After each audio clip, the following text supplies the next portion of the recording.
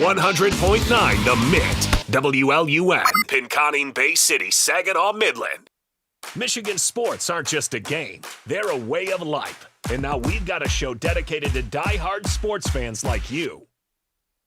Hosted by a guy who's borderline obsessed with the wins and losses of all your favorite teams. He's crazy. Every weekday morning from 9 to noon, Ben Bosscher brings you the talk that matters. The teams, the stories, and the players you care about most. This is the Ben Bosscher Show, built by Bresky Siding and Building Repair. Remember that.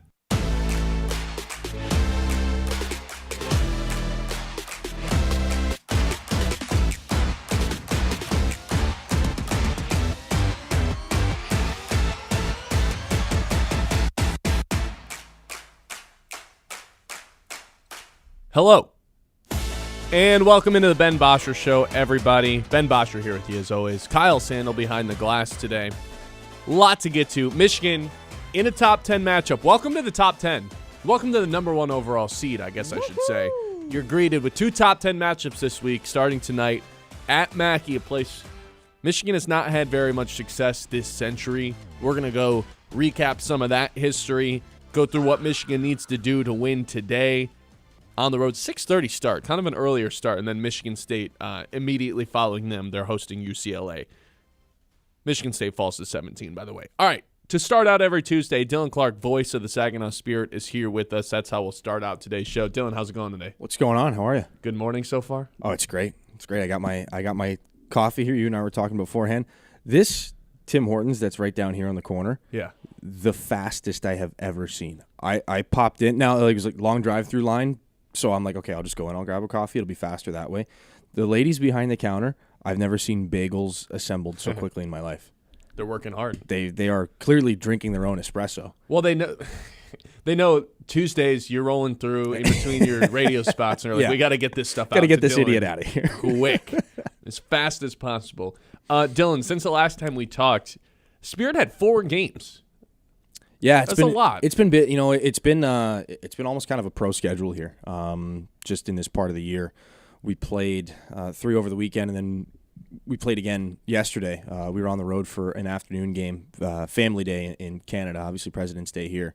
So it's been a different time because usually it's like 3 games in the weekend or something like that. We'll play Thursday, Saturday, Sunday, or some variation of that where it's usually 3 games in 4 days. But we did kind of we did the Wednesday, Friday, Saturday last week, and then Monday again, and then we'll go Thursday, Saturday, Sunday this week. So it's really not a lot of time off in between games, and we'll see how they kind of respond to that. I know today's kind of a light day. I think they're taking it easy because again, it is. I mean, it's not just the busyness of this week, but it's also where we are in the schedule. We got 13 games left. Like playoffs are coming up. I think you're kind of managing a lot of the the weight of the season right now in guys recovering and putting their bodies back together in between games. You guys started out that 4-game stretch pretty hot, 5-4 win at Flint, and then 11-3 win at Sarnia, followed up with back-to-back losses. What happened there? Yeah, well, what flipped? I think the opponent obviously is one. Like Windsor's, we had been the team that had Windsor's number all season long. Only team still to beat them more than twice this year. We beat them 4 times. We split the season series. So I know right now it feels it's all about. I think it's like recency bias a little bit. Like it's all about kind of the way you look at it. Like did we lose the last 2 games to Windsor? Yeah, 4-2 on Saturday at home, and then 7-1 yesterday. I don't think yesterday was anybody's favorite game. On the Spirit side of things anyway. That kind of goes without saying.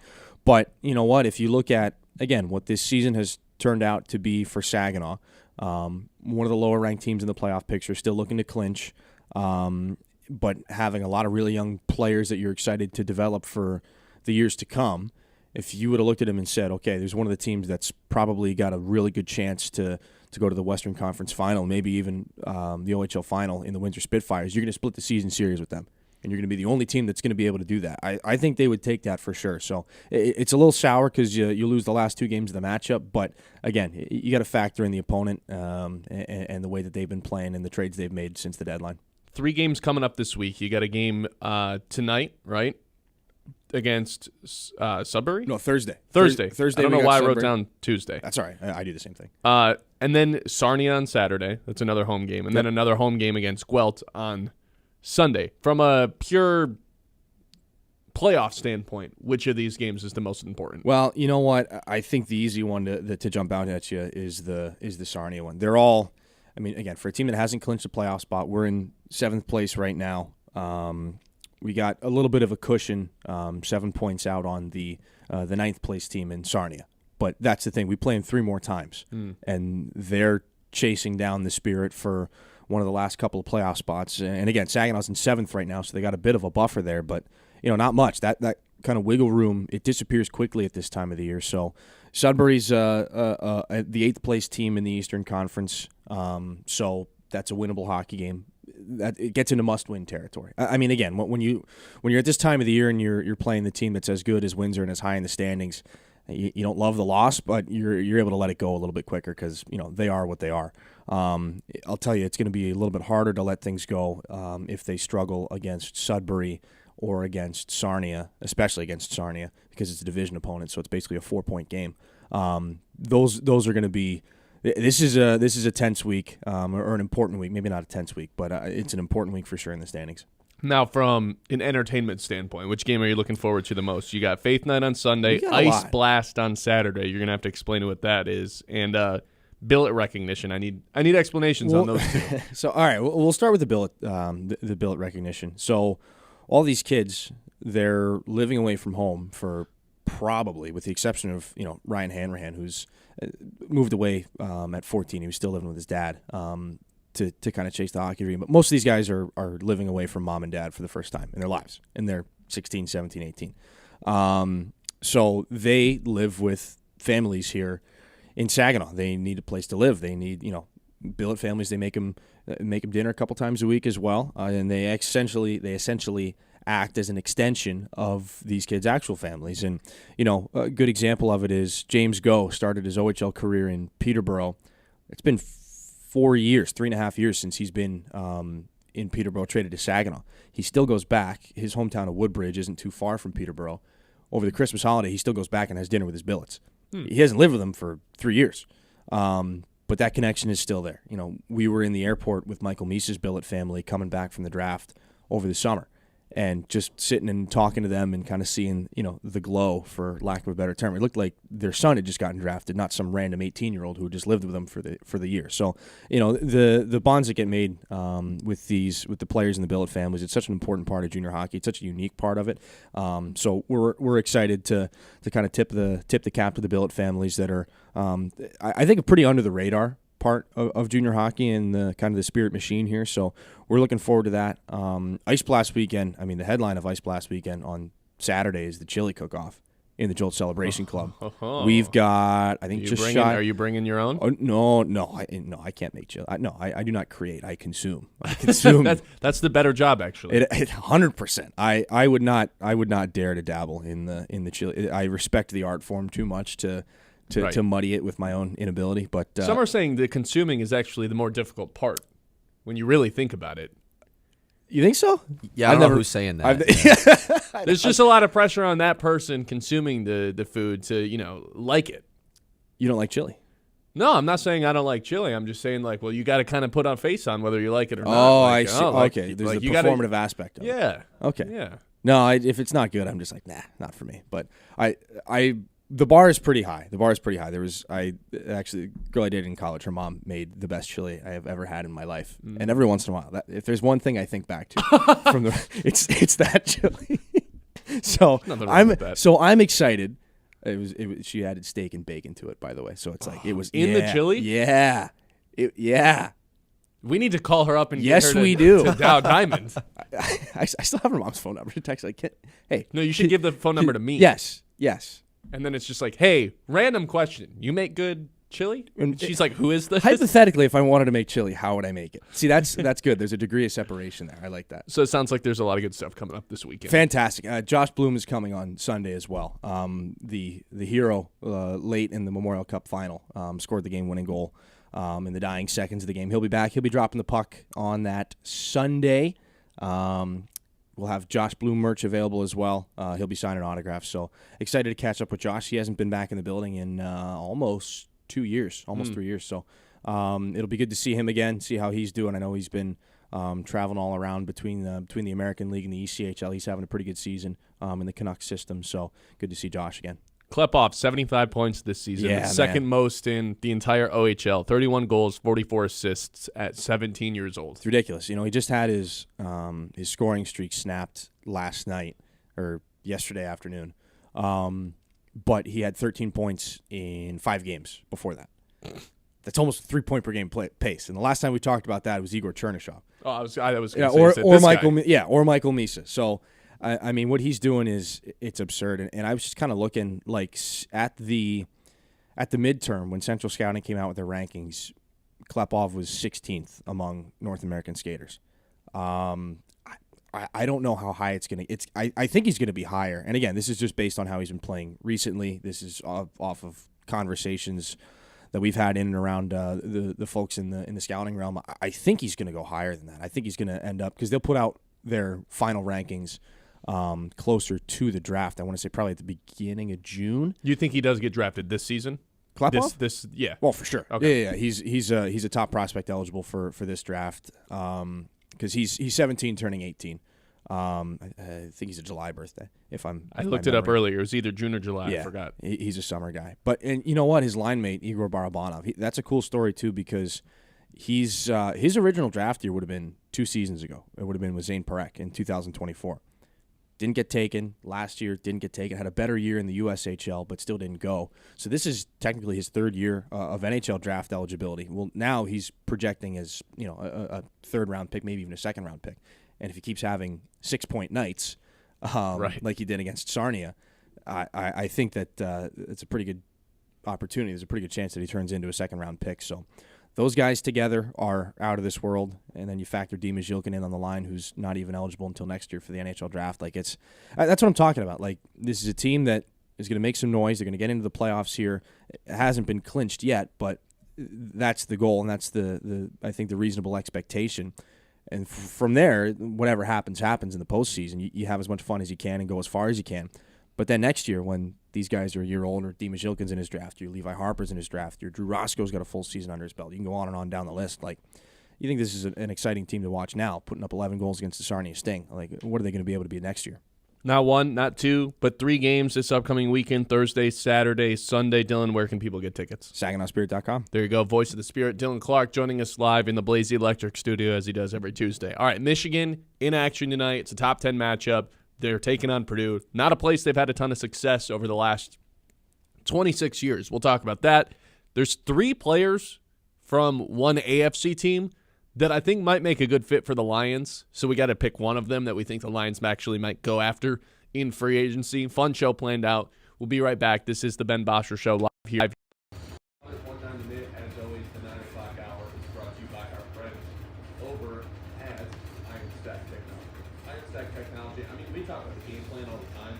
On this show specifically, revolve around the big man. It's got to revolve around Ade Mara. I think most games for Michigan have to revolve around Ade Mara this time of the year. But at Iron Stack, I mean, they have a game plan when they show up, so you don't have to worry about the IT headache. When your IT is working the way it should, everything else feels a heck of a lot easier. That's Iron Stack Technology, solution-driven, mission-focused. You can find them at ironstacktechnology.com. The Ben Bosscher Show, built by Bresky Siding and Building Repair on 100.9.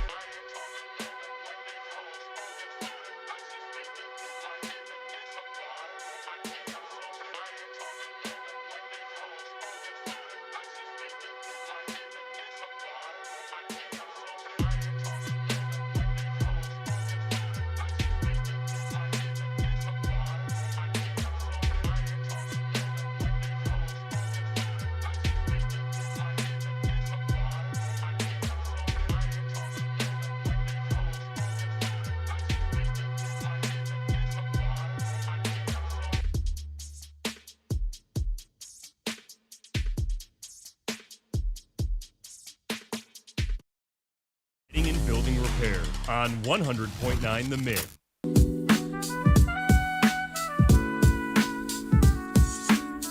Thanks again to Dillon for coming on. We'll get to Michigan. We'll get to Purdue. Big-time matchup. I want to start here, though. There's 3 Miami Dolphins, of all teams, that I think could actually make pretty good Lions. You know, we got a former Lion. We got a future Lion to discuss. 3 guys. One of which is Bradley Chubb, who got released by the Dolphins yesterday. That's a guy with 8 sacks last year, guys. 8 sacks. 48 pressures, pretty good run defender too. Is this the person that the Lions could finally pair up next to Aiden Hutchinson on the opposite side of him at the edge spot? We got Bradley Chubb. We've got Ife Melifonwu, former Lion, safety. Could use some help at that spot. And we've got Tyreek Hill, who I mostly just threw in as a, see how people react to it. Because he's definitely not going to be a Lion. But it is fun to think about Tyreek Hill, Jahmyr Gibbs, J-Mo all on the same team. Ooh, speed. Of those 3 guys, again, you've got Bradley Chubb, who the Lions have been looking for the person across from Aiden Hutchinson for what feels like forever since they brought Aiden Hutchinson in. And this is someone with a proven track record. Maybe didn't have his greatest season last year, still found a way to get 8 sacks in that crappy Miami defense. And this is going to be the second season he's removed from that torn ACL because we talk about this with Lee McNeil all the time. It takes a year and a half to really be the full version of yourself again. So if Bradley Chubb's ever going to reach that Pro Bowl level, it's probably now when you're across from a great pass rusher, when you got good defensive tackles on the defensive line too. And I guess that's a little bit up for debate, but I think I still believe in Lee McNeil and Tyreek Williams to take that step forward. You pair those 3 guys, Hutch and those 2, up with Chubb, all of a sudden I think Chubb might have a little bit of juice left in the tank at 29 years old. 2 years removed from the ACL injury, a season and a half. I'd be optimistic if they were able to bring him in. Someone who's chasing a ring. Former Bronco, former Miami Dolphin. That's someone I think the Lions should definitely be interested in free agency. Dolphins part ways with them yesterday. They're just looking to move on from a completely old regime, looking to move forward. They cut Tyreek Hill too. All right, free up a ton of cap space. Whoever signs him is probably going to do it for free, and it's probably going to come much later on in the season before, well after training camp, well after the season started because of that leg injury he had, the gruesome one in the middle of the season. I do think he ends up signing for a playoff team at some point, just as a little wrinkle, even if he's not a high-volume player in an offense. Just to have a guy with that sort of speed up there, I do think breaks the defense. And for the Lions, it'd be a luxury because they already have 2 of those guys, one of which plays receiver, and J-Mo, one of them plays running back in Jahmyr Gibbs. So that would be the second person. And then Ife Melifonwu, former Detroit Lion, former draft pick from the Lions, spent 4 years with this team, and then the Lions let him walk before the 2025 season rather than giving him an extension. One of the rare guys that didn't get the extension. Malleable player, versatile player. In his last season with the Lions, did a whole bunch of stuff. Played safety, played a little bit of nickel, lined him up in the box, getting sacks, lining up on the defensive line. He was a kind of a do-it-all player. And then Brian Branch said, move, I'm going to do this at a much higher level. I think bringing him back would be interesting because, A, it's Kirby Joseph insurance. B, when Brian Branch is inevitably not healthy to start the season, oh, look at that. You got a guy slotted in that knows the system and can also do some of the stuff where it's like, hey, you play a ton of different spots all over the defense. And then best case scenario, there's this world where all of the safeties are healthy at some point, and they can play all 3 of them together because of the versatility of Brian Branch and Ife Melifonwu. I've made this clear over the past couple of weeks, really since the season ended, so my past 2 months. I would like to shift to a 3-safety look on defense rather than there be 3 linebackers on the field and, we got to prioritize stopping the run and nobody runs more 3 linebacker sets than the Detroit Lions.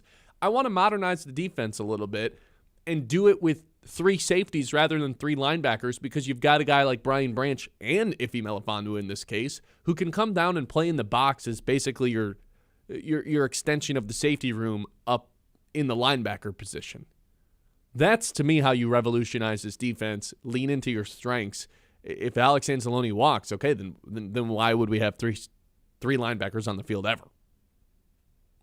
Of those three guys, Ife Melifonwu, Bradley Chubb, and then we'll throw in Tyreek Hill as a wild card, who would intrigue you the most to become a Detroit Lion, Kyle? Well, I think who would intrigue me the most is probably Bradley Chubb. Like, as far as biggest need and maybe like one that Lions fans would like the most, Bradley Chubb fits that. Most like wild card intriguing, like what would this be, is Tyreek Hill, but obviously like we're just kind of out on that in general. Bad guy, not going to be on the Lions anyways. And then like I feel like the most likely one probably is Melifonwu. Like if you had to say one of these three guys is signing with the Lions, you would kind of just lean Melifonwu, right? Just because he was here. Yeah. The safety position has a little bit of a need.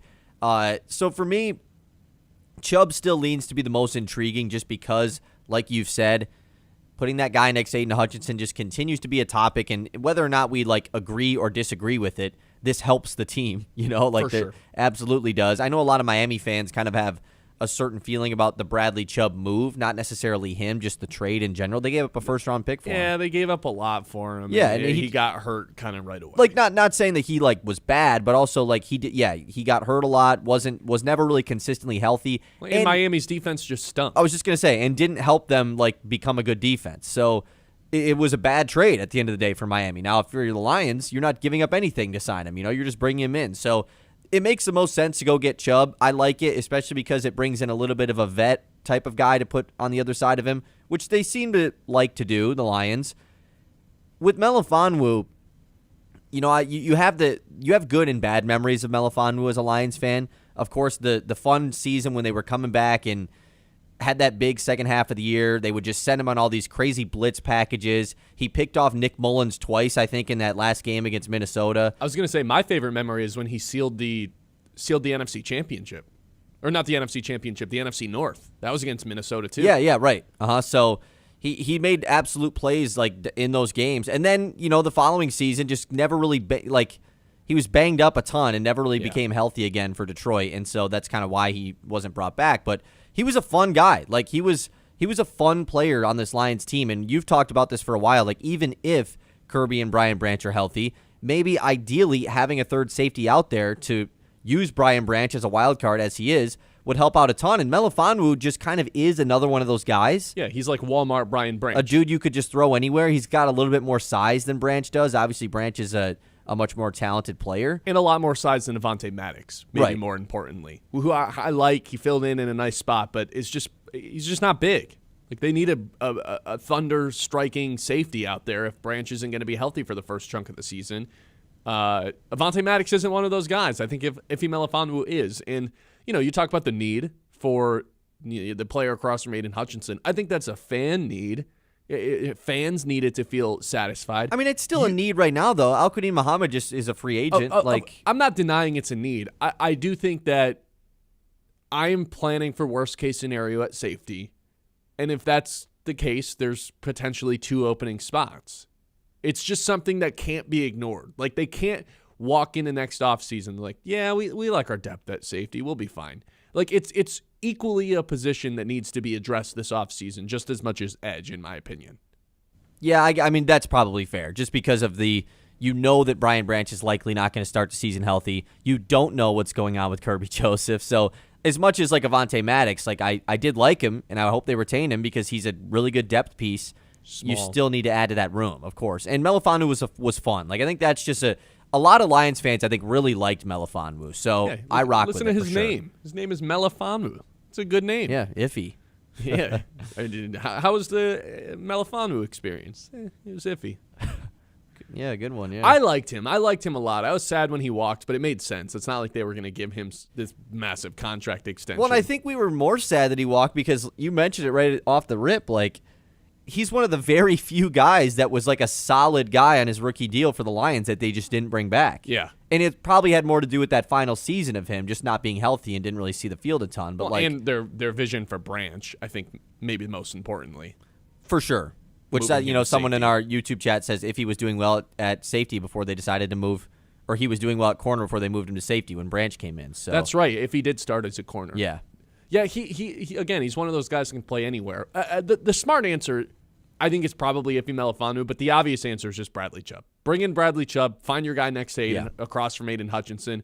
8 sacks last season, that's nothing to scoff at, especially when You think about who else was on that defensive line. Teron Armstead, and who's the Michigan player that failed there miserably? Where at? On the defensive line for Miami. Kenneth Grant? Yeah. Failed miserably? Isn't Kenneth Grant like just there? Maybe I'm thinking of somebody. It's got to be somebody else. That was a terrible defense last year. Yeah, so right. If that's why you're a little afraid of bringing in any of these guys, that makes sense. But I think when you add them in as a collective piece rather than someone who you think is going to come in and change the defense drastically, then you can kind of reevaluate how big of a need it is and how big of an impact they can have as well. 989-837-6125. We'll hit the news. I did end up realizing there's a lot more positions that their starting spot is open for the Detroit Lions than you might have necessarily guessed. I counted up 8 different position starting groups that could be up for grabs, starting jobs, I should say. We'll hit the news. We'll address that. And, of course, we'll get into Michigan versus Purdue. All coming up live on the Ben Bosscher Show, live here from the Blaze Electric Studio on 100.9 The Mitt, YouTube and Facebook as well. Like and subscribe on the YouTube end if you haven't already. If you're in the chat right now, go ahead and hit that thumbs up button. Subscribe if you haven't. Send it to a friend. Maybe they'll enjoy the show just as much as you do. 989-837-6125. Show, as always, is brought to you by Bresky Siding and Building Repair. Protect your home with Bresky Siding and Building Repair, the experts who do the job right the first time. Whether you have a leaky roof, storm damage, siding looking a little tired, Bresky's got you covered. Locally owned, trusted, and dedicated to keeping Midland area homes safe and looking sharp. Quality materials, skilled craftsmanship, and service that puts your family first. Don't wait for the next storm. Call Bresky Siding and Building Repair today and keep your home strong for years to come. The Ben Bosscher Show, built by Bresky.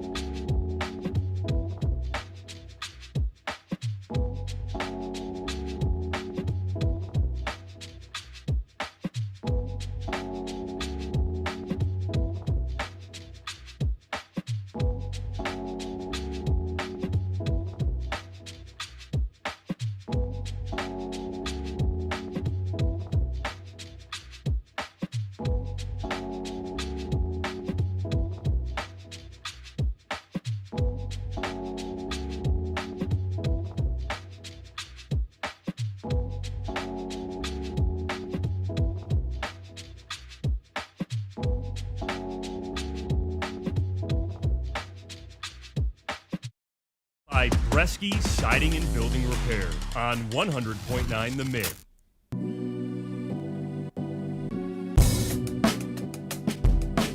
All right, welcome back in. It's the Ben Bosscher Show live here on 100.9 The Mitt, live from the Blazy Electric Studio. Spring has sprung, man. We see the grass on the baseball field. Spring training started for, I think, every major league team by now.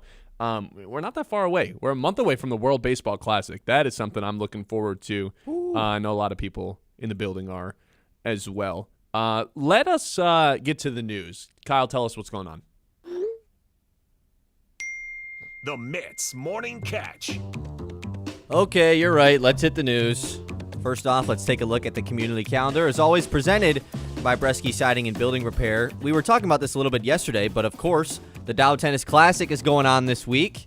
So go check it out, man. If you're in the Midland area, like, why not go out into the Dow Tennis Classic? We were there yesterday. It was pretty fun. We were there for a couple of hours. We watched a big upset victory as well, so that was cool. That's right. Okay, let's talk about some sports.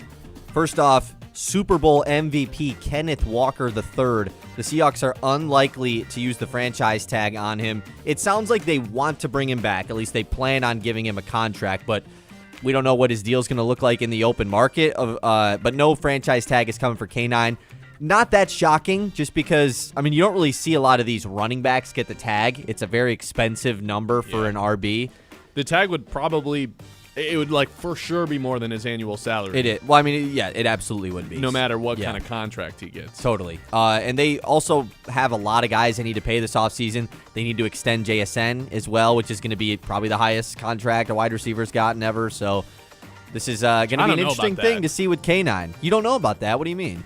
I guess when Amon-Ra was the highest paid receiver ever, that lasted, all but 2 months? I guess I don't have a problem with it. I don't know. I feel like I just sound like a Seattle hater over and over again, but, like, do you think JSN is the best receiver in football? I mean, like, do you think he's one of the three best? We never thought St. Brown was the best receiver in football. No.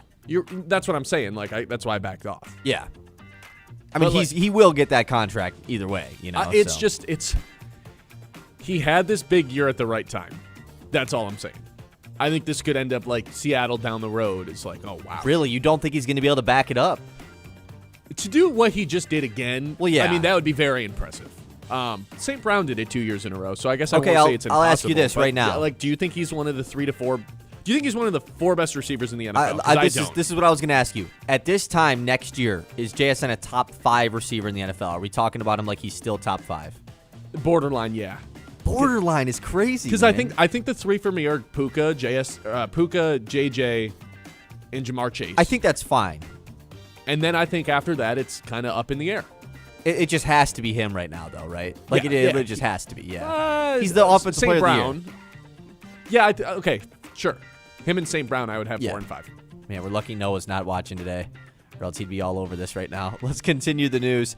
You talked about it. Big-time college basketball slate tonight. Number 1, Michigan, which they are ranked number 1 for the first time since 2013. It's a top 10 matchup at Mackey tonight. They're taking on number 7 Purdue. That's at 6:30. It's a doubleheader on Peacock because MSU hosts UCLA at 8:30. Michigan State falls all the way to 15 after their brutal loss against Wisconsin this past week. Yeah, but Wisconsin ended up getting ranked, right? So it doesn't look as bad Correct. as we maybe they initially had thought. 2 top 10 wins this past week, which is pretty unreal. Yeah, I'm pumped up for the Peacock doubleheader tonight that you can listen to on the Mitt as well if you're driving around. But I'm making sure my calendar has to be clear at 6:30 because this is the biggest matchup of the year for Michigan. I know they had the Gonzaga game early on. I know they've got Duke on Saturday, and that's going to draw more eyeballs. Bigger than the Michigan State one, you think? In terms of what's on the line, yes. Really? There was more at stake in terms of pride against Michigan State. But beating Purdue at Mackey, something they haven't done in 5 years, and winning this game and essentially securing your spot atop the Big Ten, I think they win this game. You said this yesterday, so I'll give you credit. They win this game, and they're probably going to get a share of the Big Ten. Like, odds of them getting at the very minimum. I don't even think it's probably. 10. I think they've kind of already for sure earned at least a tie. Yeah. And they win tonight. It's going to be pretty hard for another team to topple them. See, it's probably going to take Michigan State beating them. to give anyone else a for chance. sure is going to. But MSU is probably out of it now that they have the 4 losses. Correct. Illinois has the best chance, and Purdue, because they Yes. both have a head-to-head with Michigan. So they have to win that. Michigan 2.5-point favorites tonight at Purdue. Purdue's been playing really well. It's at Mackey, of course, which is always difficult to play in. So yeah, I'm extremely excited for this game, and we have the Axel Lendenberg piece of this as well. So Yeah, but did you see that video ended up being 4 months old? Oh, actually? Yeah, that video was taken a long time ago of him saying Oh, a lot of vulgar now things it's not as towards cool. Purdue. I know. Why was he saying that then? Because he doesn't like them. Yeah, I guess. Why do I guess- talk bad right. about the Packers in the middle of the summer? I don't, because I don't like them. That's pretty good. A couple other big-time Big Ten matchups tonight, too. It's a huge night for the conference. Wisconsin at Ohio State tonight at 8:30. Wisconsin just 1.5-point favorites on the road. Ohio State is a bubble team right now as far as getting into the tournament. And then Nebraska, who's still ranked inside the top 10 at number 9, is at Iowa tonight. That's at 9. And Nebraska's only 1.5-point favorites. So we got some road favorites, home dogs, all over the place tonight in the Big Ten. That's going to be fun to watch. What is Mitt Cronin's excuse going to be tonight, by the way, after if MSU beats UCLA? Like something Xavier Booker related, maybe? I don't know. It's like we got to travel all this way, and it just ends up taking. We a got toll on screwed us. by the schedule. Yeah. He does like Izzo, though, so maybe he won't have that big of a thing. Does Okay. anyone dislike Izzo other than Dusty May? Is Dusty May the only guy who doesn't get along with Tom Izzo? I don't think Nate Oates and Tom Izzo get together or get along. Alabama's head coach. I've heard that. But, Interesting. Yeah. Anyways, more college basketball news that relates to the Olympics. This is pretty fun. So last night, Iowa State wins a really late one against Houston, and it was Nate Heisey that drilled a 3 that gave Iowa State the lead and ended up winning them the game. It was a huge matchup, top 6 matchup. His sister, Taylor Heisey, scored Team USA's second goal in their 5-0 win over Sweden in the Winter Olympics earlier yesterday morning. So, like, That's a power family. what a right there. really cool thing there for the Heisey brother and sisters there. Of course, the U.S. women's hockey team with a big-time win, 5-0 over Sweden yesterday. So they're going to play for the gold against Canada on Thursday. But, yeah, that's pretty cool, man. Imagine having, like, the parents of those two, man. That's awesome. Where do you think they are? They've got to be in Italy, right? You got to be, right? Yeah. It's the Olympics. Yeah, it's the Olympics. But Versus the regular But season. Iowa State, Houston. No, I, I'm just kidding. I mean, that was a big one. Yeah, it was. We'll do one more thing here. You got something? No. We'll do one more thing on the matchups for Michigan this week, and then we'll save the rest for later. But on Saturday, Michigan versus Duke, and then there also is Arizona-Houston, which Houston did just lose last night, but still, it will be just the 5th time in AP poll history that there are 2 top 4 matchups on the same day. Wow.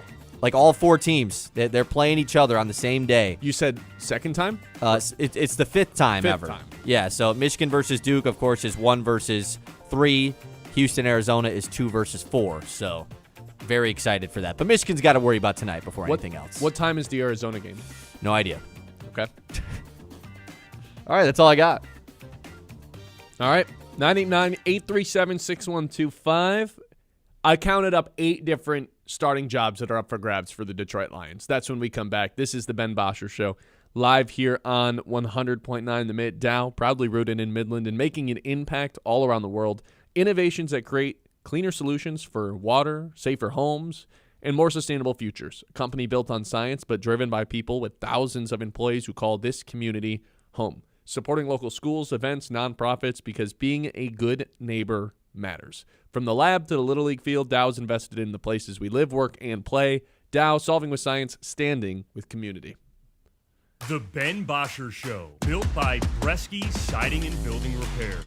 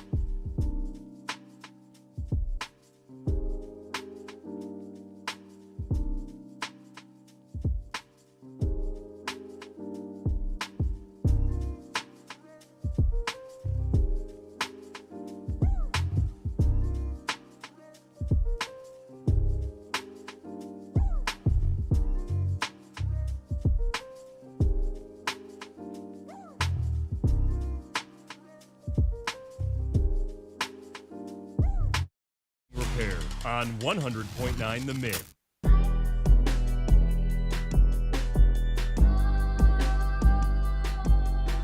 So I was caught off guard yesterday when I started going through my head all the, I've known individually all the positions that the Lions are potentially going to need to fill. But when you actually add them up and consider how many starting spots are available for this Detroit Lions team, I don't know if it's alarming or impressive, or it's a realization that maybe the Lions are further away than we think and there's a lot of holes on the team. But tell me if you agree with this number. I counted up 8, Kyle, between left tackle, Taylor Decker, left guard, Christian Mahogany, up for grabs at least, right? Like, I'm not saying, dire need to replace those 2 guys, but it's not like it's a guarantee those guys are starting at those spots.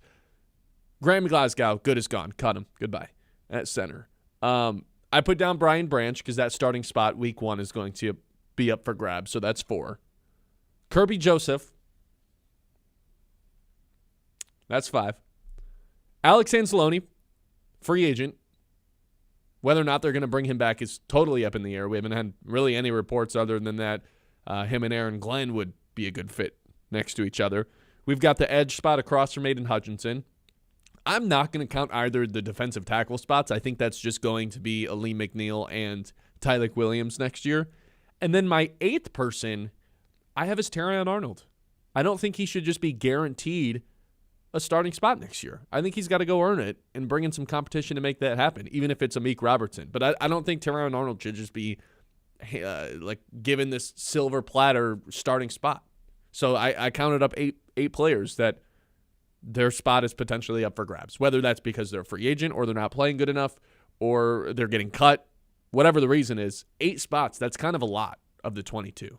I think some of those are probably, I understand your rationale behind some of them, but is it realistic that actually they'll be up for grabs? Okay, so like are you Terry and talking Arnold. Terrion? I mean, no, I'm not saying specifically that one, but I think that's the one that probably pops out the most.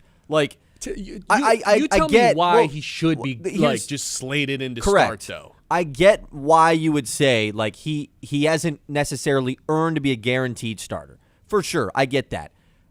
But when you say the Lions have 7 other spots where there maybe needs to be a starter added, is maybe replacing the guy that you took in the first round 2 years ago really at the top of the priority list? Probably not. Not at the top of the priority list, but I think we're at the point in year 3 with Terrion Arnold where we can't just keep looking at this as, he's a first round. We got to put the best players on the field. It doesn't matter where he was drafted. And if that person's actually Amik Robertson, who's also a free agent, okay, then so be it. You're right. They're not going to dump a ton of their resources into replacing Terrion Arnold this offseason. Yeah, and I think they can realize as well, what you're saying. They probably realize the same thing, hey, he's not guaranteed anything.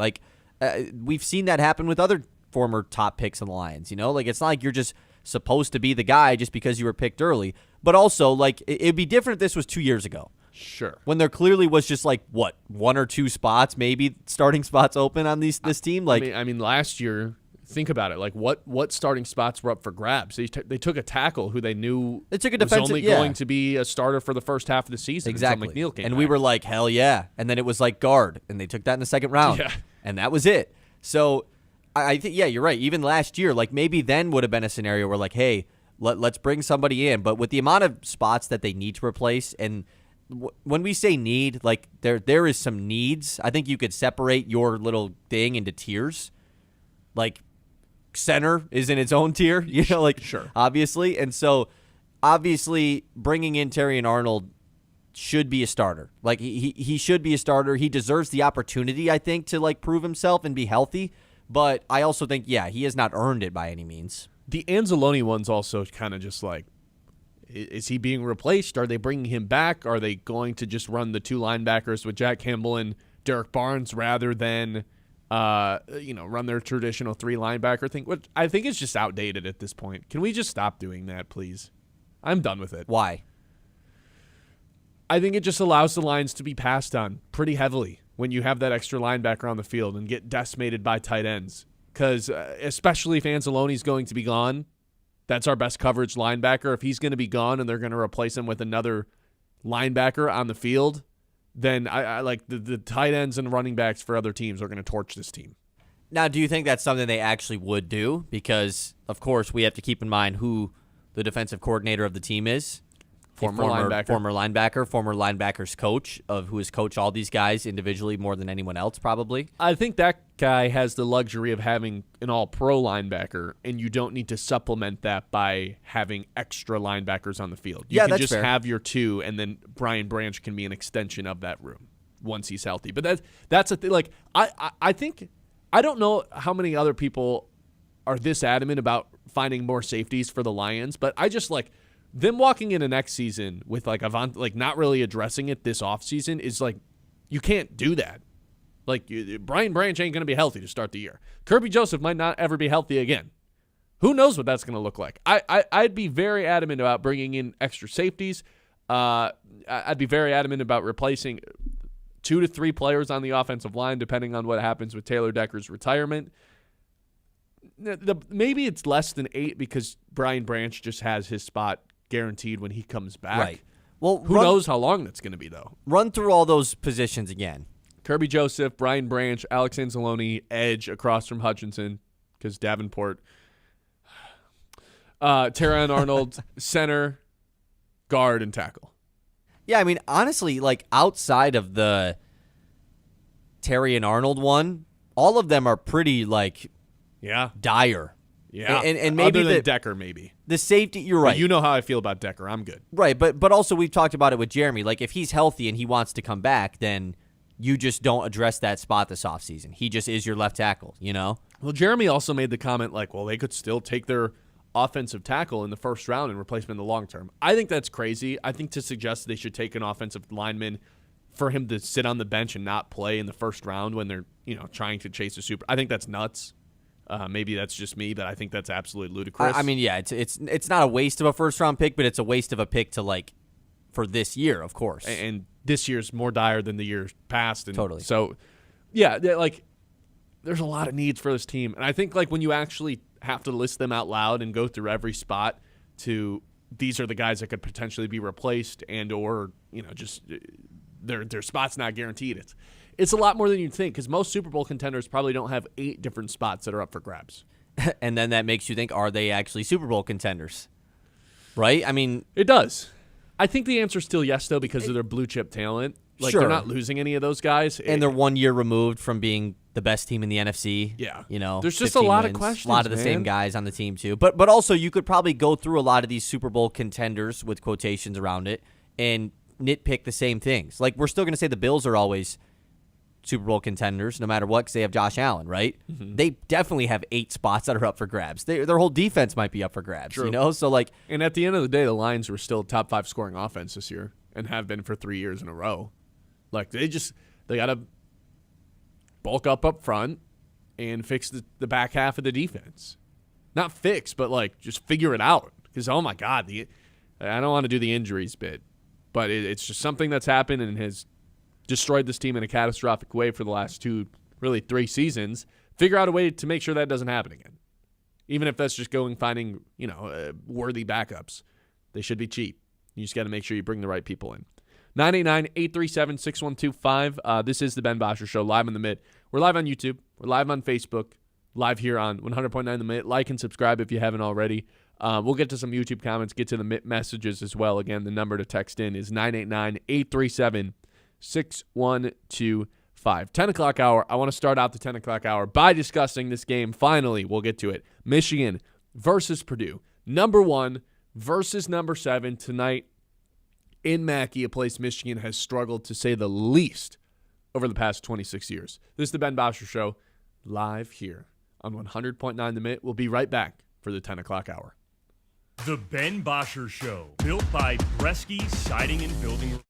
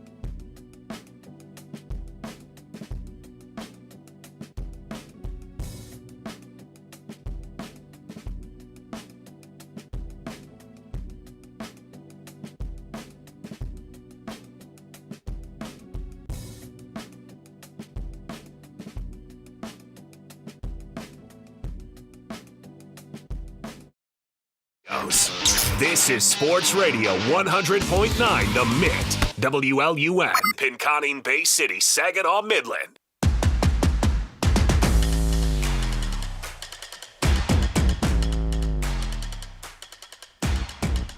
All right, welcome back in. Ben Bosscher Show, 10 o'clock hour.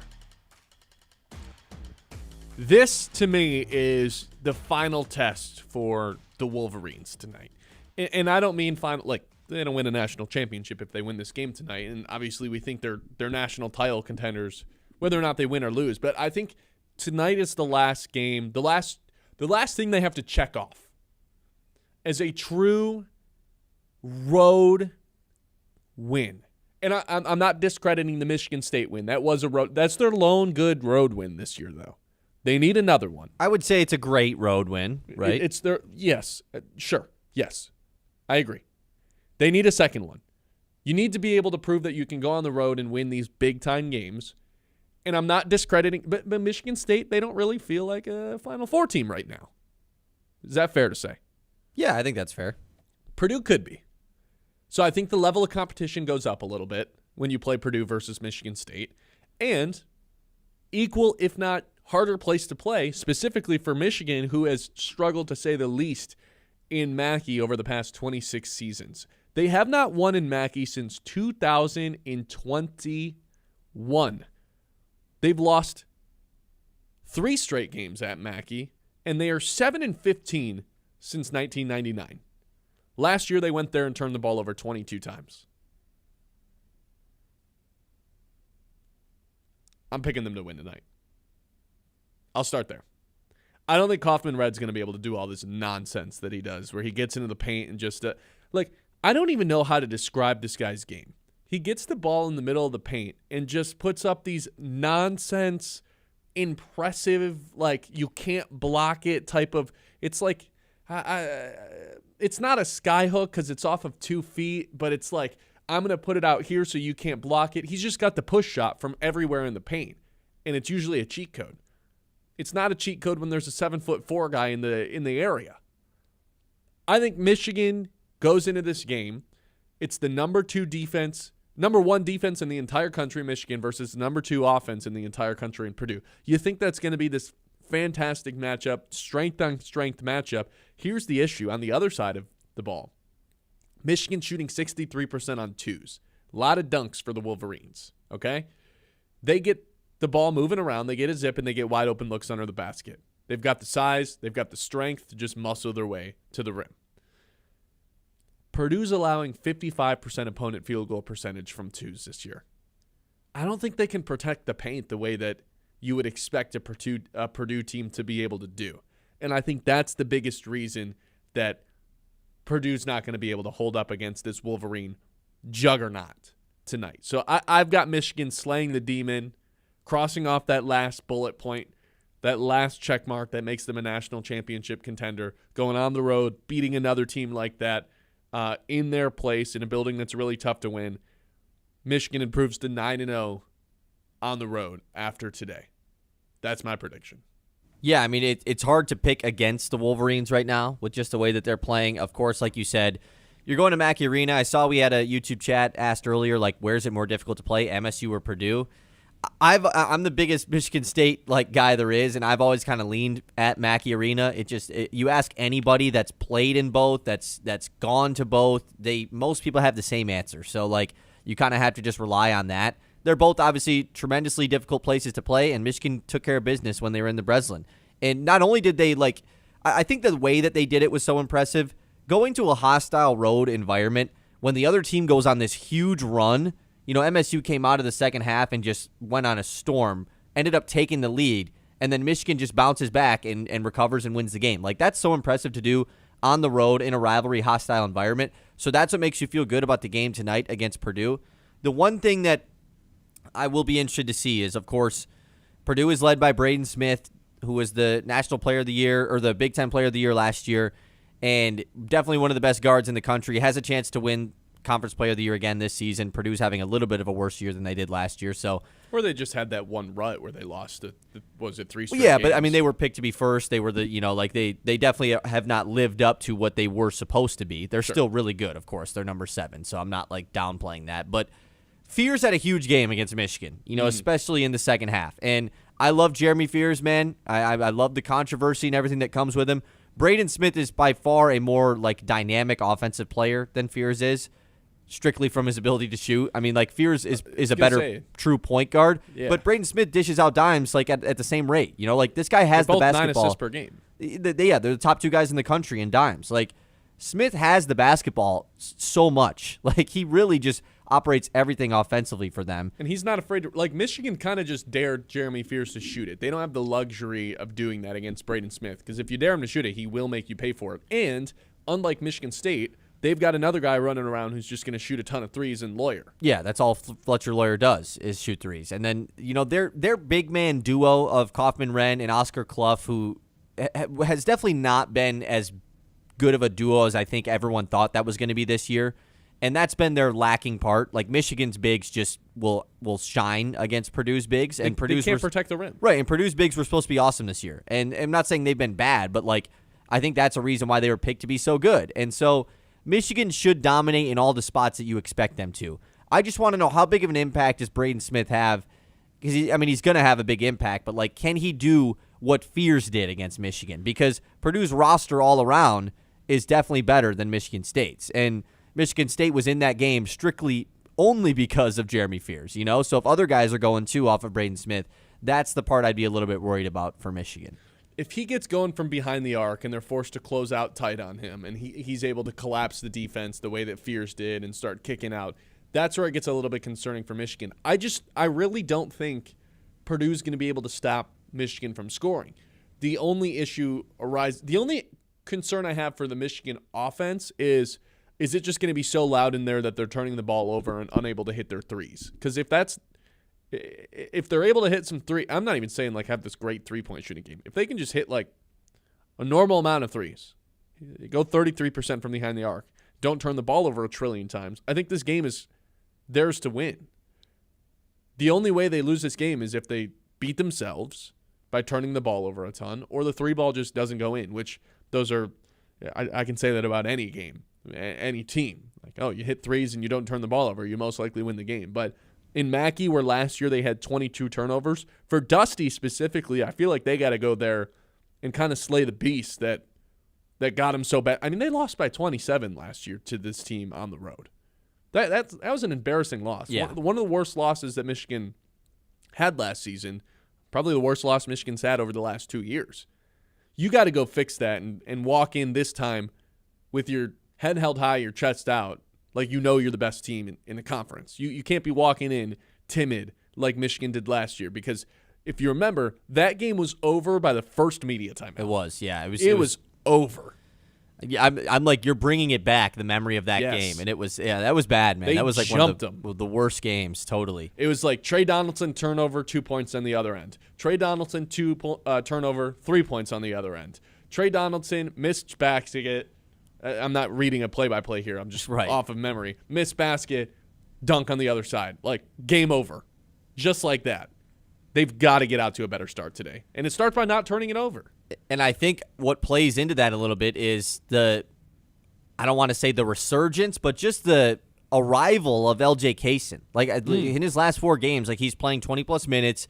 He scored in double figures in 3 of those. Obviously had the big game against Northwestern with 18. Like, he is just taking on a much bigger load at this point in the season. And with Elliot Cadeau, I mean, it's no shock that he has a turnover problem. Like, he has a turnover issue. And in the game against Michigan State, I think he won it for him. Like, I think he has the capability to be like the huge swing in a game, but he also has the capability to be the reason they lose. And so the fact that Michigan has LJ Kaysen to go to in a spot where, hey, Cadeau is turning it over, the environment's a little bit too much, let's go to Kaysen, I think that's a huge luxury for Michigan. And I think that's like a reason why we've seen them pick this thing back up again at this point in the year, because, it was so disappointing when they were only winning by 10 instead of 40. And so I think that's a big reason of it, is Kaysen has brought something to this team that they were missing, was another option at guard. And I think that's probably why I would also lean with with the Wolverines tonight. That case in, taking that step forward, and the other aspect of it is McKinney just gets better every game. I said this last week or sometime in the last 2 weeks. We got to strip freshmen away from that guy. He's not a freshman anymore. That guy's a monster. I think that's another guy who's going to be playing in the NBA one day just because of the size that he has. He's not a great passer yet, doesn't have good vision, but he can just score with the best of them, and he is unafraid to go out there and rip threes. Got a little taste of it, what the atmosphere tonight's going to be like when they played against Michigan State. I thought McKinney had a good game there against the Spartans in East Lansing. Different animal tonight. It's not a rivalry, which I think maybe helps Purdue. To where, like, Michigan kind of considers this another game. Maybe they get up a little bit because they know they're going to Mackey. But I don't know, man. Like, Michigan considers every game just another game, man. They I don't know if that's they don't have rivals. That's kind of the way that they operate. It's kind of weird. like robots. Yeah, I guess, but it's worked out for them. Basketball robots, yeah. Just crush everything in their path. That is kind of the vibe I get from Dusty May. We'll circle back to the Michigan-Purdue game. Top 10 matchup. First of two this week for the Wolverines. Purdue today, Duke on Saturday. Two fantastic games. Welcome to being number one. There's no way this has happened before, right? You're number one. Congrats. You're number one for the first time this late into the season. It's been Arizona every week, right? They debuted as number one. Purdue was number one. Oh, that's right. And Yeah. then they lost. But pretty Zona's early. been number one for long. Weeks. Yeah. I mean, Weeks. for a crazy long time, for months. I can't imagine someone's debuted at number one for the first time in February, and then their first week they've ever had two top 10 matchups. There's no way that's happened before. Crazy schedule this week. 989-837-6125. Detroit Lions in February? That's when we come back. This is the Ben Bosscher Show live here on 100.9 The Mitt. The Ben Bosscher Show, built by Bresky Siding and Building.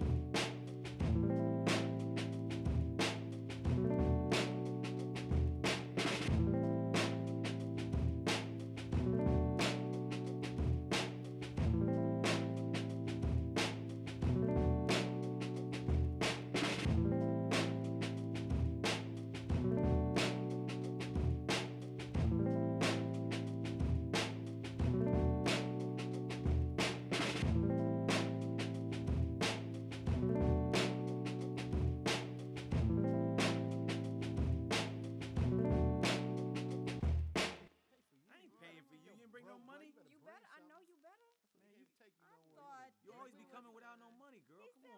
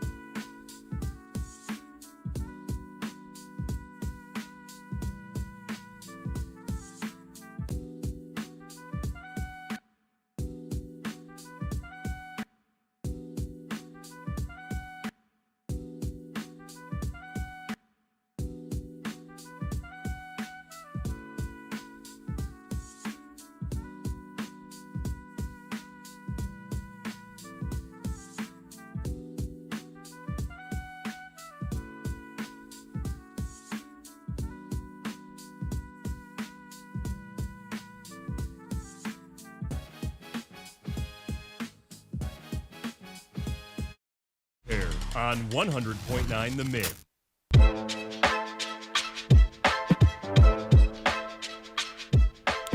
Okay, I lied before we went to break. We'll get to the Detroit Lions again. We'll get to Michigan again. I want to talk about basketball right now.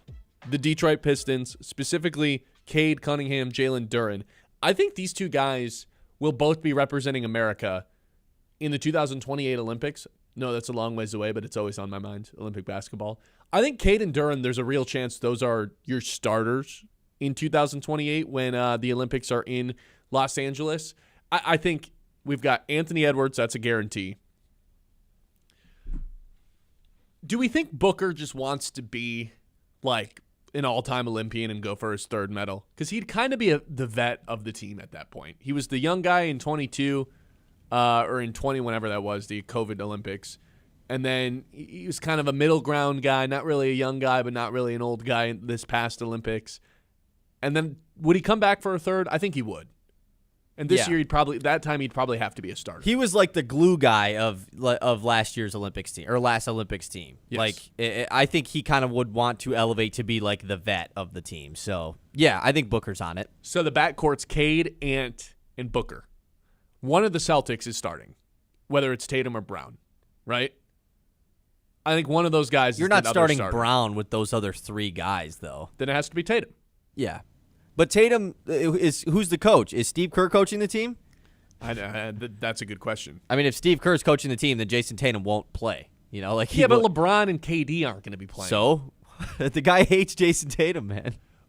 Did he hate Jason Tatum, or did he had better options at forward? I think he just had LeBron and KD, and Tatum was the odd man out. Yeah, I think he could have found a way to play Jason Tatum a little bit, but I guess, but like, Bro, you're not playing him over LeBron or KD. I think it's just as simple as that. This is just bringing me back to that one tweet that was like, "Hand Bam a water." What the? hey, the dude that at Jason Tatum. Hand so Bam good. Water. So, okay, Tatum's the 4, and then Duren's the 5. A little undersized. Maybe Chet's the 5. I was just going to say, you've got Chet. And Duren's coming off the bench. You've also got Flag, but I think you can't really be a starter your first time in the Olympics. I mean, bro, in 2028, he's going to be just removed from his third year in the league. Like, you got to pay your dues. Do you? Yeah. Tatum didn't even play. Flag was on the team that played against the Olympic team. Like, So as a high true. schooler, he wasn't even in college. That's true. Like, I they forgot about that. already have their eyes on him. You got to remember who picks the guys for this team. Grant Hill, Duke alum. Oh, you're right. Like, you got to keep that all stuff in mind. So, like, I don't know. And also, like, he's going to be good enough. Like, what, do we not want Cooper Flag on the team? Like, no, you're right. We do. So, okay, so who's getting the bump to the bench then? Like, Well, who would be your starting 5? Because I'd take Booker out, but it feels like you can't do that to the guy again. right. If Booker's on the team, he starts, which he probably is, like, the worst guy in the starting lineup. He also started the last time around, and they won a gold medal. Like, Right, he doesn't yeah. just lose his spot. That's exactly. But So, Anthony Edwards, like, won't Ant was play the if star of the team, though, you know? So it's Right. like, are we leaning towards, like, Don't tell me Cade's coming off Are the we bench. sure Cade's starting? I'm positive Cade is starting. Jalen They need Brunson. a point guard. They need some sort of – get the hell out of here, Brunson Jalen played Brunson. Team USA before. I'm just throwing. Bye. Hey, Halliburton was on the team and paid his dues of I'm not playing. So do they kind of owe him some like, okay, you'll play this time around? He was legit the one guy who got no run. Sure, I think Cade has passed him, though. And I know that's because he's been hurt. Right, But, it's not really his fault. But even last year when Halliburton went to a finals, I don't think we've ever seen him play at this level that Cade's playing this regular season. We got to separate the playoffs. I think you're off on that. I think we got to separate the playoffs. I think this regular season from Cade, we've never seen Halliburton do anything like this. Sure, I mean they're different players, but I get what you're saying. Yeah, those are your point guards at least. Like Halliburton, Cade. We'll give Cade the starting spot. Sure. So you got Cade, Ant, Book. Tatum probably starts over Flag. It'd be a little crazy. And yeah, I think Or does Tatum just not get the invite? Tatum might not want to do it. Right? He's only a one-time gold medalist or 2? I think he was on the only one. first team. I think he was on that other team. Pretty sure. Him or Brown was on it. At least one of them was. But you also got to think, like, in 2028, what, if the Pistons are playing in the finals? Like, do they even want to be on this? Ooh, good point. Right. This is like when, well, I guess that finals was different because Booker and Drew Holiday. Remember, they And showed Middleton. up. And Middleton. All three of them, they flew together on the same flight over there. Tatum was on that team, by the way. Yeah. Maybe Tatum wouldn't do it again, though, unless he wants to Tatum be might just be salty. Like, and can we blame him? Well, if it's a different coach, I think, I don't think he'd have any reason to be salty about it. Steve Kerr, maybe you're right, won't play him. But remember when we really thought, like, they might not win an Olympics again because of how good France was with Gobert and Wemby, because there's just rules. The rules are different. Yeah, the German team won the cup before they won the FIBA World Cup before the Olympics. Now we're fighting over who's going to be in the starting lineup. Like, I think the U.S. is actually in good hands, and I think Cade and Duren are going to be a big part of that. I don't know if Duren will start, but I do feel like Cade has to be the starting point guard. Let's throw this out there. Are we sure that Kevin Durant just isn't playing by then? In 2 years from now? Are we sure he's just done? Because he's like one of those, I mean, him and Melo are like the Olympics guys. KD's always in the Olympics. Like, I don't know if he's going to be retired, and even if he is, he might still want to play. Do any of his teammates still want to play with him at this point? It's a really good question. If he's willing to play, he starts. Forgot JaVale McGee was on this team. So is Jeremy Grant. Yeah, that's hey, shout out that there's a Piston that was playing for it. Yeah. I thought John was about to storm in here and get mad that we just threw Brunson off of Team USA. No, I don't know. There's a lot of good options. I feel like they're in semi decent hands with the Olympic roster. I mean, and I don't. People are probably like, why are they talking about this right now? Because we just saw Cade and Duren represent the All-Star game over the weekend. The Winter and Olympics are going on as well. You know, like the Winter Olympics are going on. You add in the fact that it was the World versus Team US in the All-Star game. It makes sense right now. It'd be so much easier if Booker just didn't. I mean, there's a world. Maybe he was like, I'm cool with the way I won it last time, but I don't know. People have been tossing Booker into like the old dudes group, and he's just like not old. Kinda. He's not even 30. Yeah, he's been playing in the league. He's been playing in the league for a long time, but like he's not this old guy. No, but he's not a young buck. Right. He's like in that middle. Him and Tatum are like in that middle group, and JB, Jaylen Brown. Then you've got the young guys too. There's not a ton of guys in that generation though. You know a sneaky guy for Team USA come around 2028, who I would like. If I was in charge of picking the squad, give me this guy on my team. You and I really should be in charge of picking the squad. You know what? You're right. Amen Thompson should be on the. I was thinking should be on Team USA. One of the Thompson twins should. One of them should be on the team just to be the Drew Holiday, like just to cause. Well, Drew Holiday ended up being pretty important to that 2021 Olympic What team. You're saying the Thompson twins won't be? That's what I'm saying. Like, no, you're right. Go out there and guard everyone. Like, you need to guard the best perimeter guy, and you need someone to shut down Patty Mills. You need someone to shut down Dennis Schroeder. Why can't it be Asar then? Well, I mean, I would just say Amen right now because, I mean, he's also a point guard. Like, you can add in the fact that he can be like a backup point guard on your team, too, sure. you know? And he's a better player right now than Asar is. I'm not saying that Asar wouldn't be good enough, but one of those guys should be on the team. Just go cause mayhem. Yeah. Unleash him. Because they're allowed to be physical in the Olympics. They're allowed to be a little bit more physical. Yeah, because in the NBA, you can't be. Well, you're just more allowed to. You're allowed to be more. Yeah, physical. I mean the rules are literally different. Yeah, exactly. Yeah, I can't wait. It's my favorite. It's my favorite form of basketball. I can't wait for the thing that's 2.5 years away. It's my favorite form of basketball. I like it more than the NBA. I like it more than college. I think it's the best time of the year. I believe we get a FIBA World Cup next year. Yeah, we'll see if. I mean, there's a chance Cade's on that team. It won't be like the. Yeah, I mean the superstars won't play in that, but the Team US lost the last time the World Cup happened, so they haven't won a World Cup in a minute. I love when the United States plays against the European basketball. And we got the WBC coming up. Oh, it's even awesomer.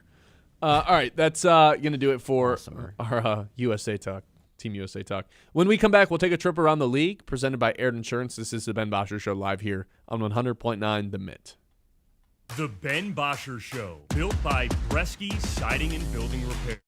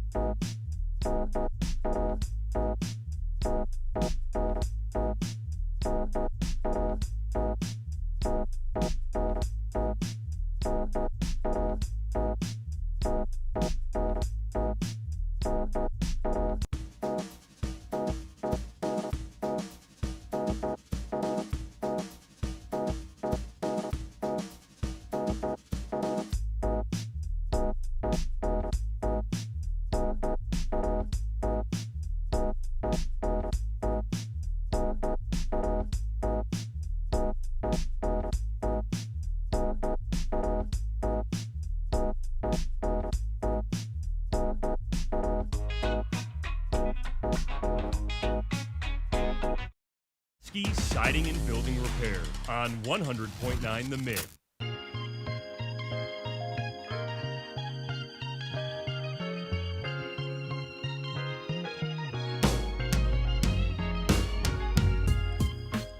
Our friend John Aird was supposed to join us today for our trip around the league. Turns out he's a little under the weather today, so we're going to have to rain check that. But around the league, as always, presented by Air Insurance. Let's do it. It's time to zoom out and go around the league. I was excited. John would have liked this. Here's what we got today, Kyle. I've got a bunch of trades that we want to see this offseason. It's called ESPN's 2026 NFL offseason trade proposals that fit for both teams. We can do the fit for both teams nonsense. We know there's got to be a winner and there's got to be a loser of every trade. So let's pick the winner for each of these trades and the loser. So this is just trades that we want to see?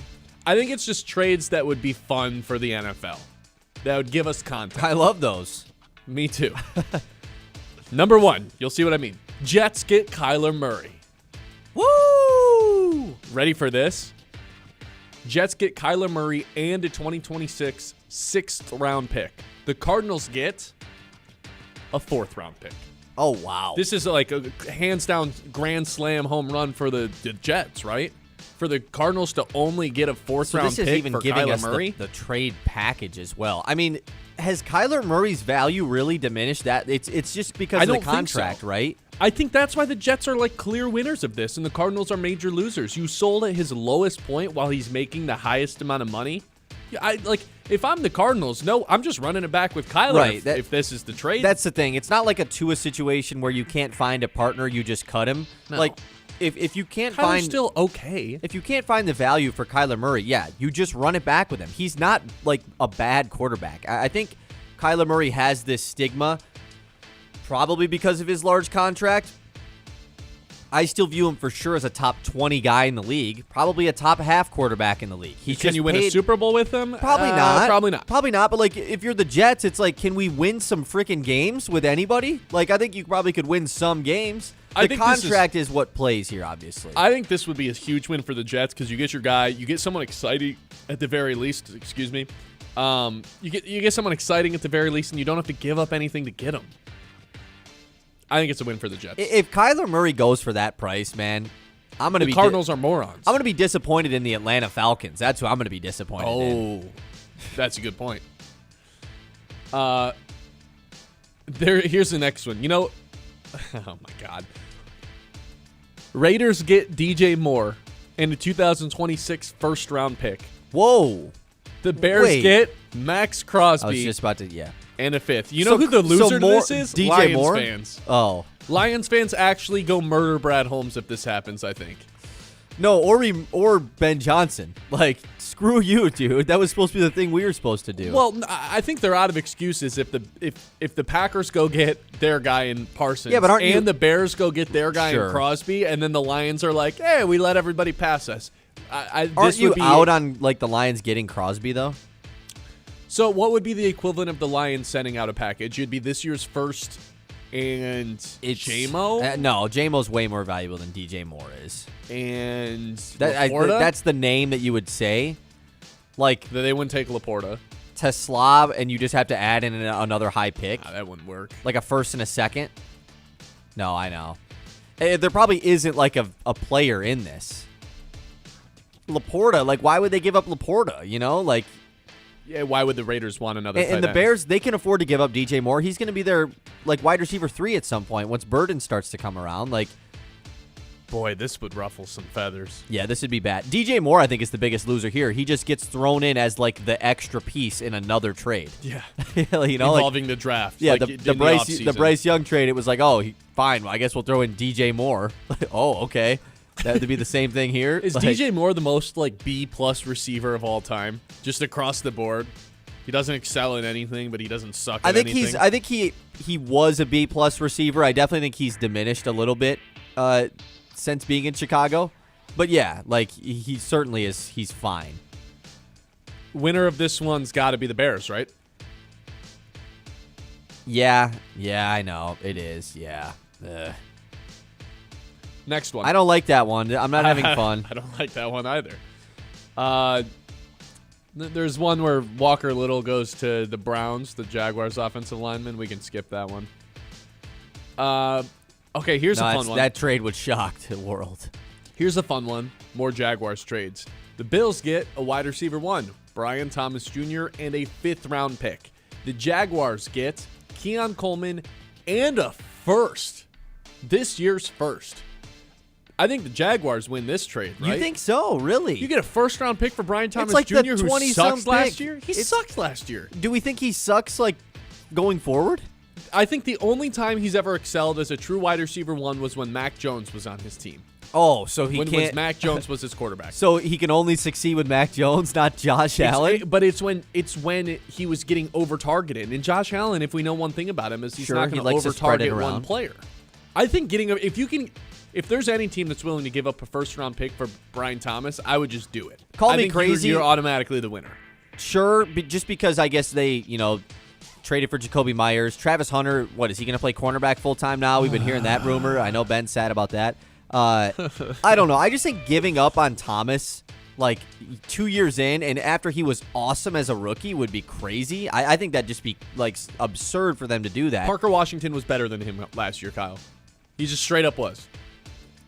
I mean, like, sure, but it just feels like we're looking at it we need to zoom out a little bit. He was awesome his rookie season. I think this would be a win for both teams. For 5 I think this would be a win for both teams. The Bills, what are they going to pick some guy who might not play for them in the back of the first round? Like, what would they do without Keon Coleman? The Bills have had a lot of misses in the first round, like a lot of them at the end of the first round. So, sure, I would trade that pick. Why not? Here's another one. We don't need to spend too much time on this, but how about this? The Panthers get Michael Pittman Jr. Oh, how about this? And the 7th, and the Colts get Xavier Legette. Sure, switch receivers. Spice it up.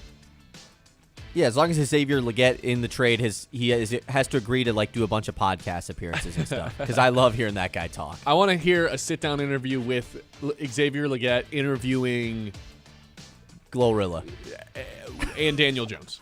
What? See to go to the Colts. Okay, Vikings find some QB insurance.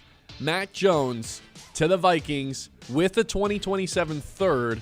The Niners get a 2nd-round pick this year, a 5th-round pick next year, and a 3rd-round pick in 28. Oh, man. Yeah, I mean, That's a lot to unpack. It's a win for Minnesota, I think. I mean, giving up a 2nd-round pick for potentially a backup quarterback, definitely. 2nd and a 5th and a 3rd. Which you're getting a 3rd, though, back with Mac, you said, right? Correct, But I mean, nonetheless, you're giving up a day 2 pick for a guy who might straight up never play for you. That definitely would be risky. Or he's just way better than JJ. Or he gets you to the Super Bowl. Yeah.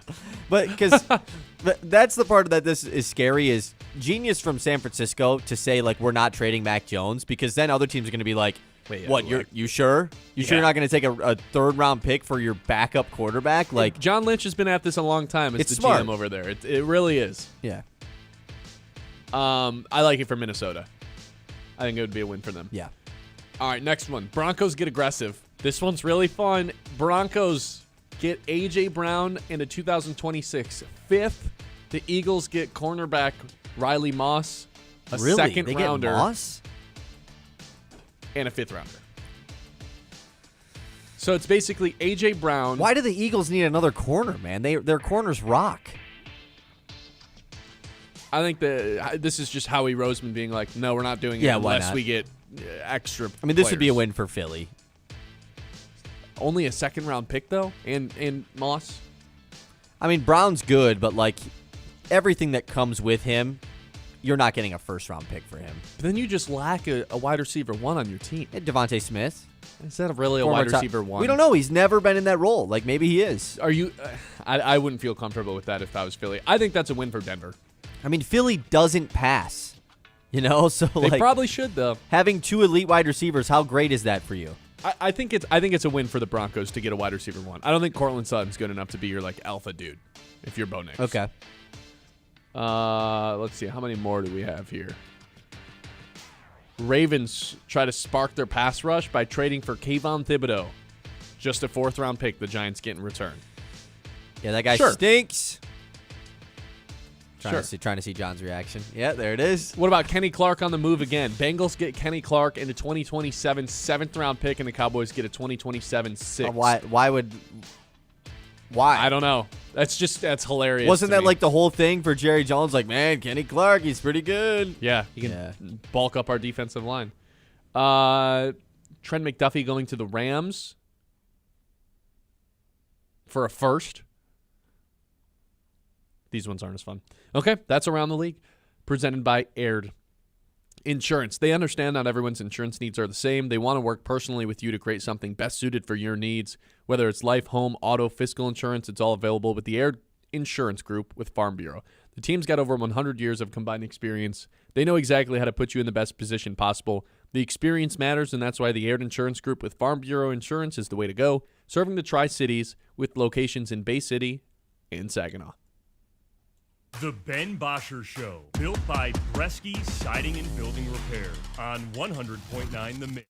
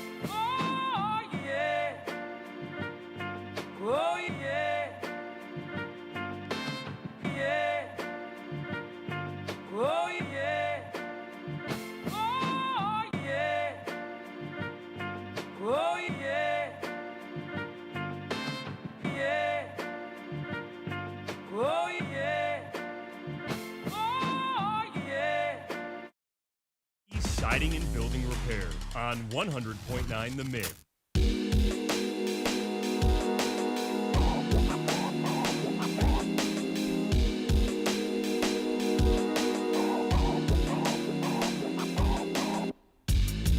All right, welcome back in.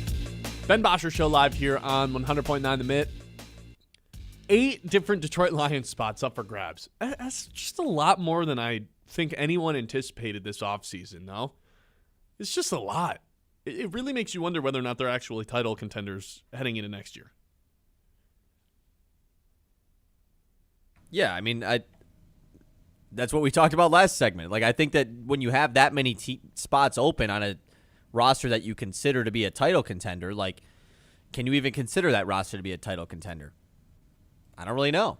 It's hard to say because we don't know who any of these starting spots are going to be. I think with Terrion, that's maybe the most controversial name that we've dropped here because I really am not certain that he should be the starting cornerback. And the problem is they don't really have the resources or draft capital or free agent. They shouldn't be spending on corners. They shouldn't be drafting them in the first 2 rounds of the draft. I would like them to bring in some competition for Terrion because I don't think he should just be handed the starting spot, but it's really tough for them to allocate resources into fulfilling that spot. So maybe that spot shouldn't be on this and it should be 7 instead of 8. Well, I mean, it just depends on how confident you are. Like, is Amik Robertson going to be someone they really try to bring back? Because if so, I hope so. If so, then like there's your competition. You know, Yes. like I don't think they're going to add another corner though. Like to be starting on the outside. Now maybe they'll if bring they somebody in lose- for depth and be on the nickel, but that's kind of what they did with Amik Robertson, and look at what ended up happening. He ended up just being the starting corner because of injuries, but because Terrion couldn't stay healthy. So is there an avenue where they just find a different version of Amik Robertson to come? Like, is it Rock Ya-Sin? Is he just now like fighting Terrion Arnold for that starting outside corner spot? I don't know. I don't think Terrion Arnold should just be given it with no competition. what about Ennis Rakestraw? Oh my God. What if he's like good? You know, what if we have no idea, but What if Levi Woons-Enriquez All-Pro? I don't know. It's just like I didn't you and I both kind of put the Ennis Rakestraw thing in the grave? Like, yeah, we're not going to pour dirt on top but of you he is yet, still. but- Like, I agree, yes, but he also I'm not expecting anything from him. He also is a guy that is on the team and like hypothetically should be healthy going into training camp. Yeah, he's also played, what was the number, 54 snaps total as a Detroit Lion. Yeah, like 67 or something. Yeah, like it's not a lot. Snuck that one in there, didn't you? No, I don't. I think I'm ready. I think he's just laying in the grave. And there's not dirt being poured on top of him yet, but he's 6 feet under, and his career might never really be revived. That's going to go down as maybe the worst Brad Holmes draft pick in terms of, like, there was worse players, but to allocate a second-round pick to a position that you took in the first round and then for him to never really play, just like, what are we doing? Is it something we blame him for, though? For Holmes? Blame him for neither corner really turning out? Yeah, no, I think Not Brad that, but Holmes like the fact deserves that a little Rakestraw blame. just like never played ever and was never healthy. Well, what was the big concern with him coming in? Was the soft tissue injuries. He had multiple in high school and multiple in college, and then we took him anyway, and we know Holmes has never been afraid to take a guy that's injured or bring in guys with injury Right. history, but it didn't work out there. And I think Holmes deserves a ton of flack for that. Well, and I do think at the time, like when they did make that move, it was like, okay, when is Ennis Rakestraw ever going to see the field? Right. Like ideally, your first round corner, Terrion Arnold, is your cornerback one for a long time. And they had already traded for Carlton Davis. Yeah, the vision there was like, well, when Carlton Davis Leaves walks, in free agency, then it can be. Terrion and Ennis will be your Oh, guys. they also signed Amik Robertson, before the draft. Ennis is also just small. Like you He's just a drafted him to be your small-framed CB4, like I get like maybe the long-term vision, but like obviously that was stupid. It was stupid. Let's Oh. call it what it is. Oh, okay. Do you disagree? I mean, we were just laying out the plan. It feels like it could have worked out if the guy was good. You right? can always sell someone on a plan, but when you actually The Lions think would about never it, have had to acquire DJ Reed. They could have used that money to go sign maybe an offensive lineman. Sure. This past offseason. Wouldn't have had to worry about that. But they had to address the cornerback position because they lost Carlton Davis, who was their only good corner. But think about what you just said, though. They drafted their cornerback 4. That's like crazy talk in the second round. You It could have is. done that in the 4th round.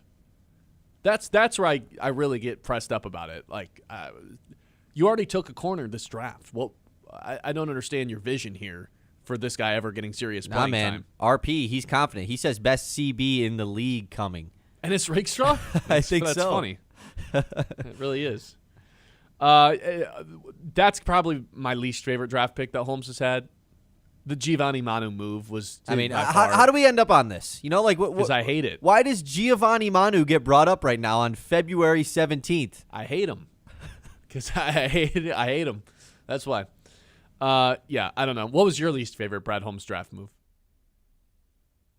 I mean, to me, it was always the Hendon Hooker pick, but like, I don't really. I mean, we don't need to talk about Hendon Hooker, but like, it wasn't the fact that you took a quarterback; it was the fact that you took that quarterback, a guy that just literally will never play, never will be the successor to your current QB. It just felt like at the time that it happened, I was like, oh, a quarterback. The run and gun Tennessee offense. He tore his ACL and he's 26. Oh, all right. You know, like, so that to me is always going to be the worst one. Wait, let me ask you a question since you brought up age. Are you going to be pissed if the Lions draft Messiter, the edge from Miami, who's 25? No. Okay, good. We're on the same page. Why? Because you just brought up that he was that Hendon Hooker was 26. Well, yeah, if you're drafting, you didn't like him. Yeah, because you didn't draft to be your quarterback right away. If you're drafting a QB to be like the successor guy, you would hope he's on the younger side of things. Yeah. Yeah. No, I'm with you. Messiter is just one of these guys that I see mocked to the Lions a lot. This edge rusher from Miami, who's 25, which like I think most teams kind of view that as a negative. Whereas I don't really think the Lions would view it that way with the position that they're in. You got to look at the current landscape of the draft in the NFL and college football. Like the amount of these 24, 25-year-old guys that are going to be coming into the draft that are coming off of awesome years in college, it's just going to be a normal thing. Like it might put a higher price on the younger guys that are so good right away, on the 20 and 21-year-olds. Or there's just a hesitancy to draft them because they're not as developed. That's kind of where I landed, right? Like the quarterback specifically. Could be, but you would just have a lot of extra time. Well, yeah, quarterbacks, I agree. 100% I agree with the I just want my quarterbacks. quarterbacks to have as much experience Other positions, as possible. I think it gives teams like more flexibility to like we get to develop these guys because they're so young. Yeah. But because the amount of older guys there's going to be, but also like you said, you could just look at it from the opposite lens of, man, this guy's 24, just played an impact on a really good college football team, and is for sure going to help us right away. Like, no doubt about it, and he's going to be on a rookie deal for 4 years. Yeah, until he's 28. That sounds right. And then he's 28, and it's like, okay, maybe then we just don't re-sign him. Like, or he's 29 because you get the fifth-year option if he's a first-round yeah, pick. like, that's crazy. That's like the Joe Burrow number. That feels like a route that we're going to see a lot of teams take. And it's not like it wasn't a route ever before. Like, there's been old guys, but there's going to be many more older guys in the draft now than we've ever seen. Yeah, like, how old is Mendoza? He's like a true 3-year guy, isn't he? He's a little younger than most of these. I believe he's a 4-year guy, right? 1 year at Indiana. He's only 22. I think he was. Crazy. I think he was technically 3 years at Cal. He only has stats for the 2 years. That's just like we say. 22 is supposed to be normal, but like, doesn't that just feel so young to start an NFL game in 2026? That just feels like not really. You don't think so? I feel like that's. It would have been super way young. weirder for like Dante Moore. You know, him coming out of the draft. Like, I think there's a reason he stayed. But he could have been the second overall pick. Like, are we sure? Or would there have been like over the next couple of months, like do you really want to take like maybe this smaller framed guy who's 21 and has barely played college football? I think that's what the narrative that would have dominated. Yeah, I guess that's fair. 22 years old, this kid.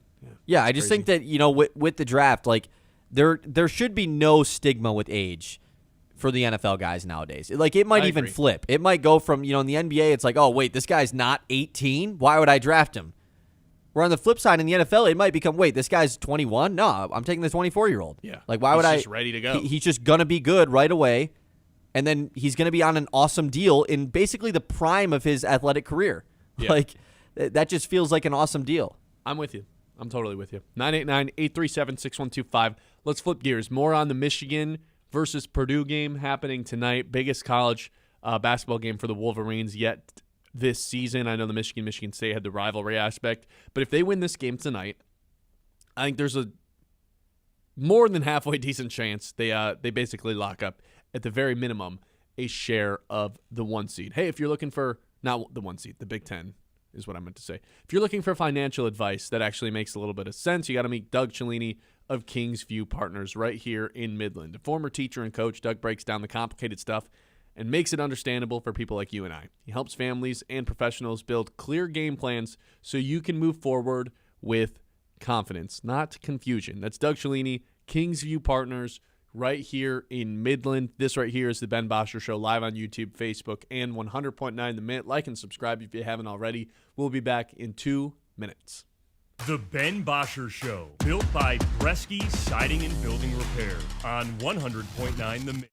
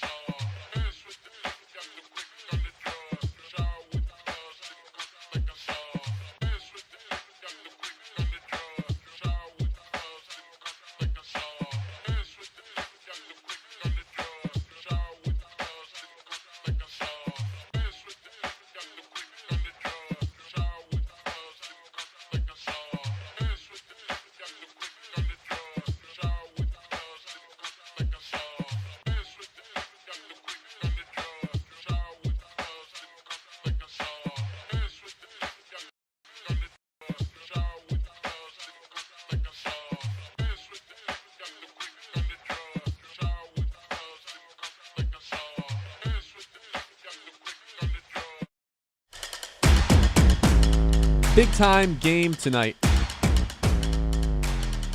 Michigan needs to slay some demons. They haven't been able to beat Purdue on the road in quite some time. It has been a long time. 5 years. I couldn't believe that. I guess I knew they've struggled there, and I knew how bad last year went where the game was over in the blink of an eye. I didn't realize it had been 5 whole seasons since Michigan had beaten Purdue in Mackey. Well, it's not like they play there every year. Correct. That's part of it. Yeah. They've lost 3 in a row there.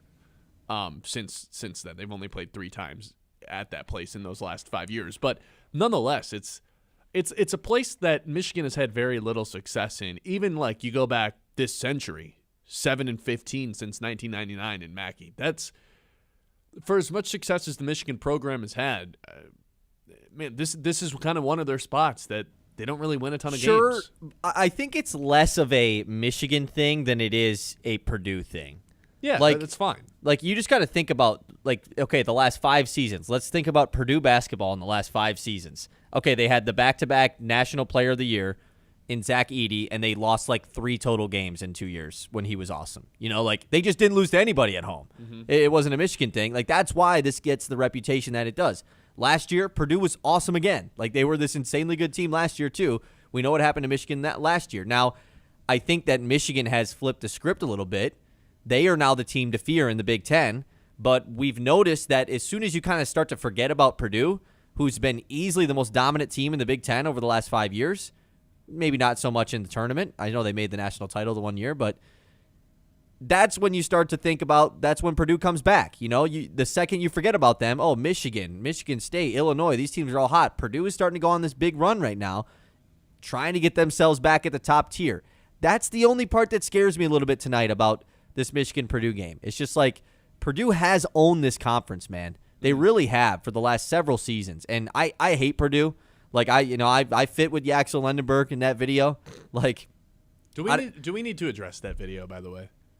I feel like we might. I mean, we've literally talked about it for the last 2 days. I know. Haven't we already addressed it? Sure, but like formally, from my accounts, it feels like that video is from 4 months ago. He's not like in a winter coat, which would make you think it's not from. Wait, you don't know if February. it's 4 months ago? Not for fact. I don't think anybody knows for fact. See, I think, how is that video not from this weekend? Like, that's what I'm thinking about. Why else would he be talking about Purdue? If someone's just provoking him, like, what do you got to say about Purdue? And this was months ago. He's just like, you know what? F him. That's basically what happened. Sure.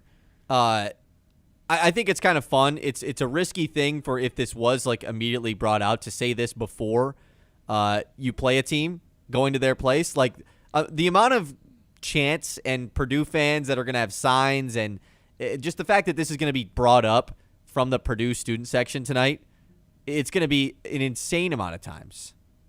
God, this is one of those games where I wish I could teleport myself into there. I mean, that's a lot of games, but this one specifically, being in the atmosphere for this game, I can't even imagine what it's going to be like there. It's going to get rowdy. It's going to get nasty. It's going to be one of those games where you don't bring the kids to because you know how gross it can get.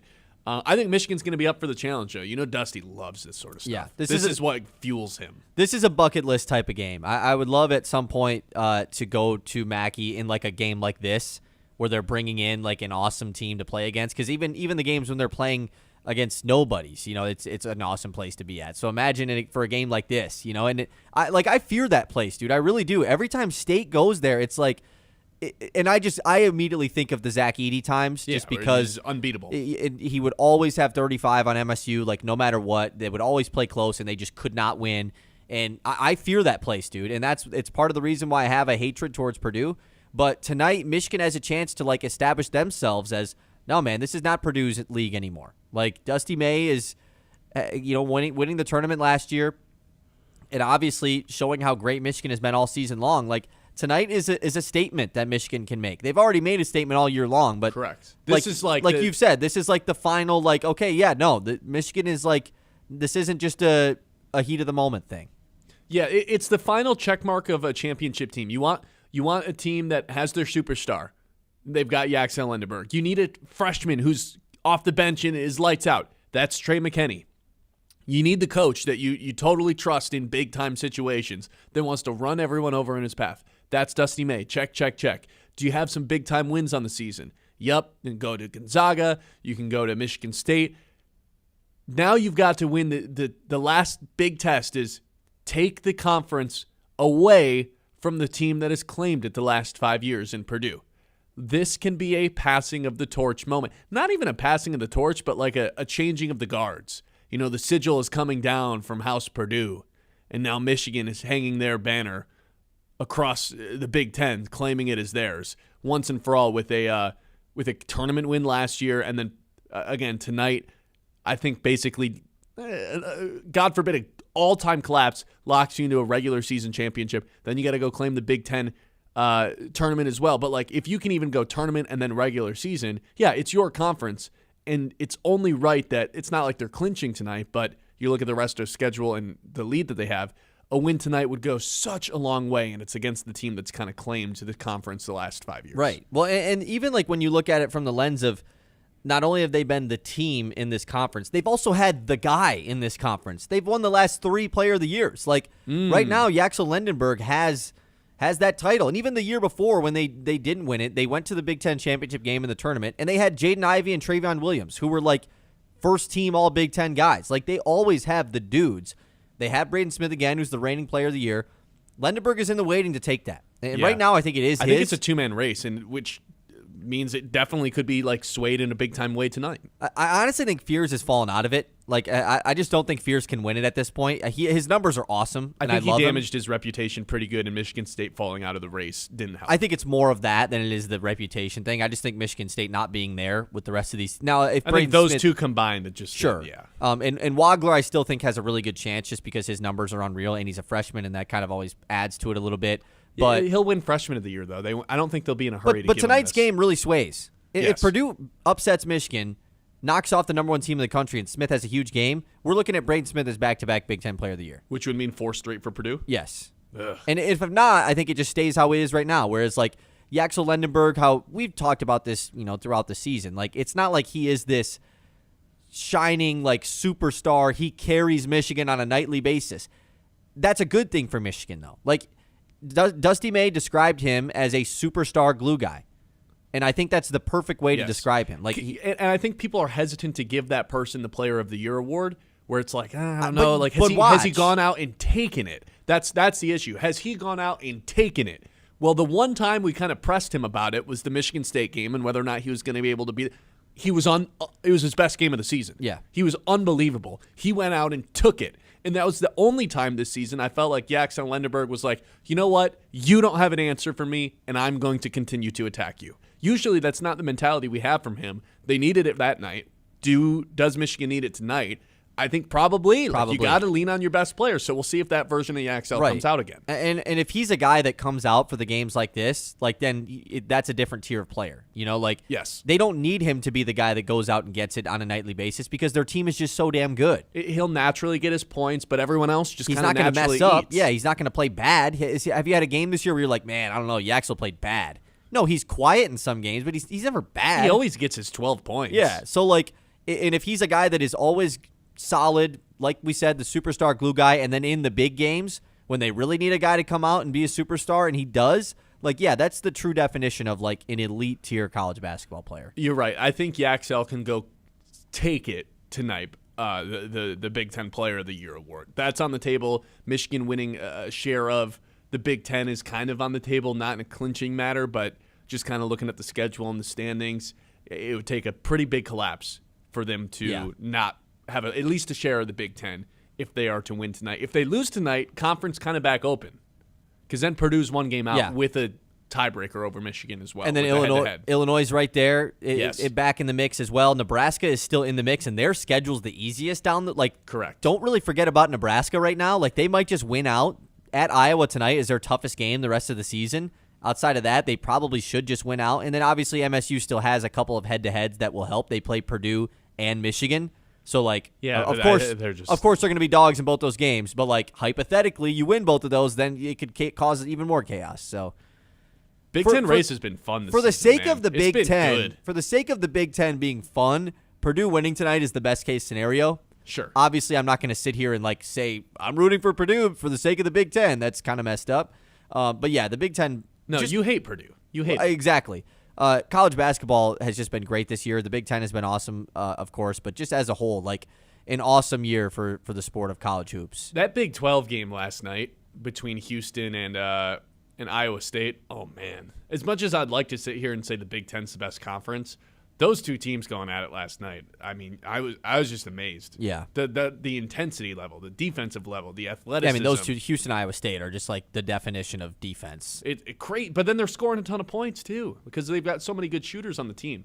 I think the Big 12 has kind of taken the title of the best conference. Their depth is pretty unreal. Yes, I mean, and their top teams. Both are too. teams have like the top tier elite teams, or both conferences do. But yeah, the Big 12 I think just has a couple one too many, obviously, to be in that mix. We did get a YouTube chat. Chris says, Dusty May must have been asked about this at some point, this video about Yaks. He says, according to Dusty May, that video was taken in May after he signed with Michigan and was asked on getting to play the preseason #1 Purdue this year. Which that makes sense. Sure, I just don't. Look, I'm never going to. Did you add in the fact that Yaxel Lenenberg was heavily intoxicated in the video? that's what I'm saying. I don't think it's ever a good look when your star player is like that, in that state of mind, and being videotaped. Like, it's just it's never going to work out. College, I think it's a little more acceptable than, of course, like a professional athlete. College, it's acceptable, but not when you have a career ahead of you in the sport. Sure. I would say you elevate yourself in a way where you can't really let yourself get in a position like that. So, final score prediction tonight? Number 2 offense in the country versus the number 1 defense. Yeah. Which one's going to prevail? I'm going to say Michigan 75, Purdue 68. Yeah, that seems like a pretty fair number. I don't know what the over-under is. I can pull it up really quickly. You don't have to. I'm just 157.5. So that's like my math is it's like there. It's like a high 70s versus type of game. Okay. Well, I guess I 78 predicted a low to 79 one. would go over. Yeah. What's your final score prediction? I think we get in the 80s tonight. I think this is going to be a pretty high scoring affair. Obviously, you talked about it with the defense, but I just think that we're going to get a lot of points put up in this game. I just don't think they're going to be able to stop Michigan from getting to the rim. Whether it's Johnson. Michigan's bigs are too good, man. That's what I'm saying. saying. They really just are.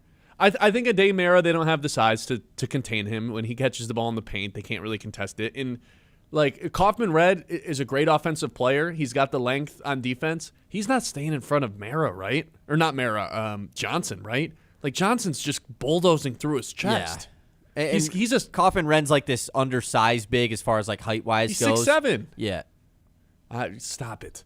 And like it's not like he's strong, but it's not like he's this like muscle hamster the way that Johnson is. And Clough is kind of that guy for them. Like he's the huge, like he's not insanely tall, but I just don't think he's going to be able to, like, he doesn't have the height to stop Mara. No. So not a lot of people Purdue's do. bigs are good. Like they have good bigs, but they don't match with Michigan's. And when one of your strengths doesn't even really compare to the other teams, like that's not a good sign. It has to be a Braden Smith big game. Fletcher Lawyer's got to hit 5 threes. Like it's got to be one of those. The Merez Johnson's a cheat code, not because of his ability to just literally go through a guy's chest and get to the basket, but it requires the other team's second biggest guy to guard him, which allows just Yaxel is just constantly in a mismatch. That's why the Merez Johnson thing has become such a cheat code, because the center's got to guard Mara, the second biggest guy's got to guard Merez, because Merez is the biggest dude Michigan has from a just look at his chest standpoint. Then Yaxel just ends up on someone that's just too small to be guarding him.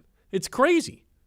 That's the biggest advantage Michigan has tonight. I think their bigs are too good. I've got Michigan money line. I've got Michigan by 2.5 as well. 989-837-6125. 3 Miami Dolphins, all up for grabs for the Detroit Lions. 1 former Lion, 1 future Lion. That's when we come back. 11 o'clock hour, as always, is brought to you by Yiter Insurance. Life happens fast.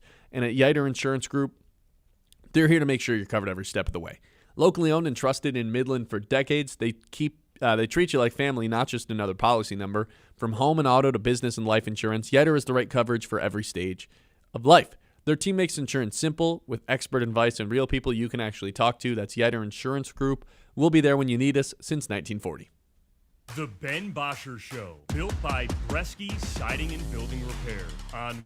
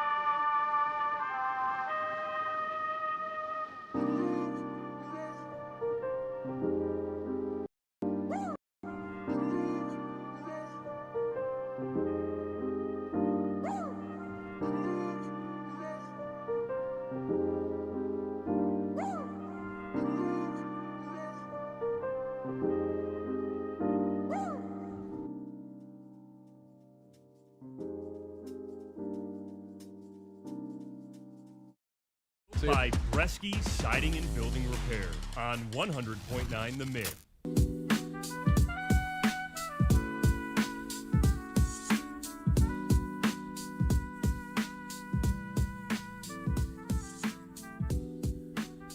So, of the 3 Miami Dolphins that are getting cut, between Bradley Chubb and then Ife Melifonwu's not getting cut, but he's a free agent, and Tyreek Hill.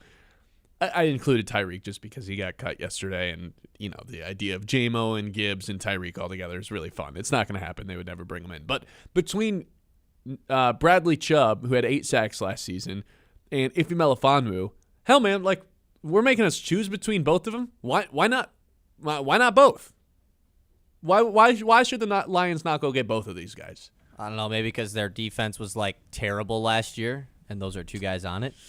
It's fair. It's a fair counter, right? But it does fill 2 needs that the Lions have. These were guys that were put on the Dolphins team last year to have be foundational parts of it.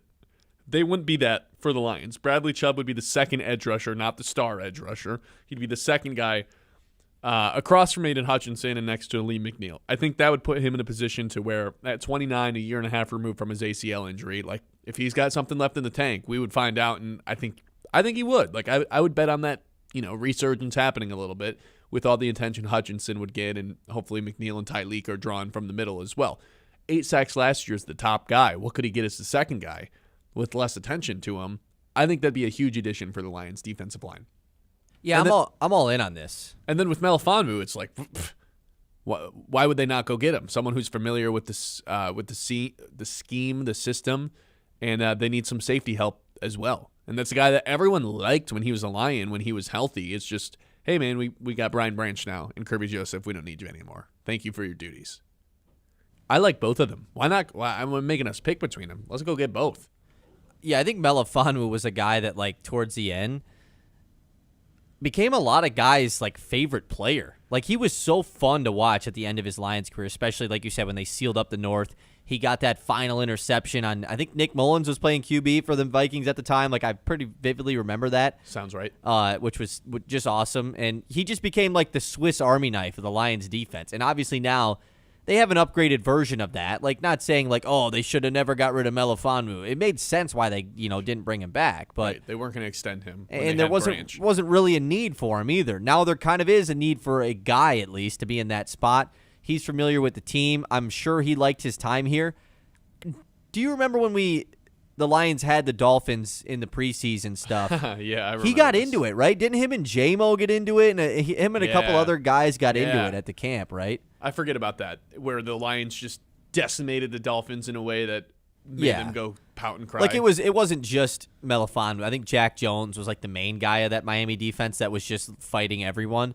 But I think Melifonwu, I remember hearing that he was a part of it, which I don't think that's anything to be I don't know if they can bring him back now. That's obviously it's just competition. Of course it is, yeah, and it's your old teammate.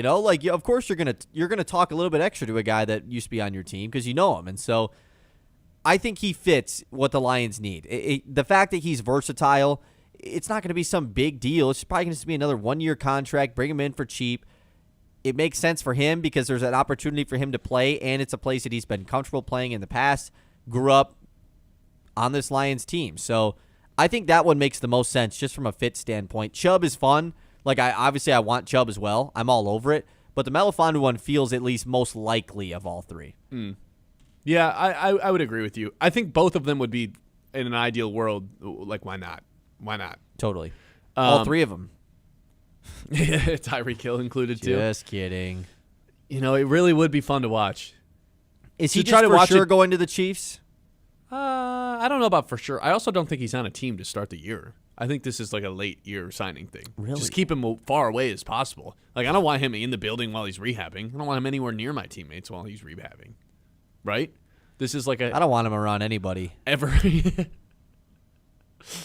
don't want him around more anybody. time with his family? Yikes. Oh, no. Yeah, we don't want him around those folks either. Yeah, free agency, we're about 3 weeks away from that. I'm really excited to think about. And hopefully the Lions have a little bit more cap room than we necessarily anticipate because of all the restructures they can do. Also, tags, those you can start doing today. The Lions don't have anybody worth tagging. Just Let's just put that out there now. The They're tag not has kind tagging of gone anybody. away a little bit, too. You know, like last year, 2 guys got the tag, I think, last year I saw this morning? Yeah. T. Higgins and Trey Smith. Yep. I think that was it. Like, the tag is just, it doesn't make a lot of sense for teams financially unless it's strictly like an elite guy. I don't know if we want to give him a long-term contract yet or not. It kind of makes sense for a quarterback, I guess. And a receiver, I think. Yeah. Pickens is like for sure getting tags. But he might just refuse to play on the tag. Has anyone done that before? Isn't that kind of you get so much money when you play on the Yeah, tag? but it's like a it's fair not. compromise. But it's like the pressure of having to play on a 1-year deal every year as an elite player just clearly is not fun. yeah, you're right. But The comfortability the of tag, being I mean, you under- get compensated usually beyond what you would be making. Most of the time. I think Pickens probably believes he can get a crazy deal, you know? So, like, which he probably can from another team that has cash. So, He's also had one incredible season. for sure. Like I if I'm Dallas, agreed. I'd be hesitant to give him the super duper contract off of one great season. I don't think they need to take your advice on that one. I think they're going to be. They'll make it as difficult as give possible. a good player a contract? Psh, I don't know. No, they'll do it, but they'll wait until 11:59. They'll wait until they've already pissed him off like a ton. Yeah. 989-837-6125. This is the Ben Bosscher Show, live here on 100.9 The Minute. We got 2 more things to do. We're going to take a trip to do the news when we come back, and we'll do our 2 traditions to close out every show as well. Hey, if you've got boring floors, sad shower, Premier Tile and Stone is here to rescue your surfaces from the snooze zone. These folks, they turn tile into art. I'm talking about kitchens, bathrooms, backsplashes, fireplaces. If it holds still, they'll tile it beautifully. Locally owned in Midland, but their work looks like it belongs in a magazine that charges $15 an issue. Giant selection of fancy stuff. I'm talking porcelain, ceramic, natural stone, and materials you probably can't even pronounce, but you are going to love them. Stop dreaming and start scheming. Visit the showroom and let your interior designer run wild. That's Premier Tile and Stone, where your floors get fabulous and grout gets glorious. The Ben Bosscher Show, built by Bresky Siding and Building Repair on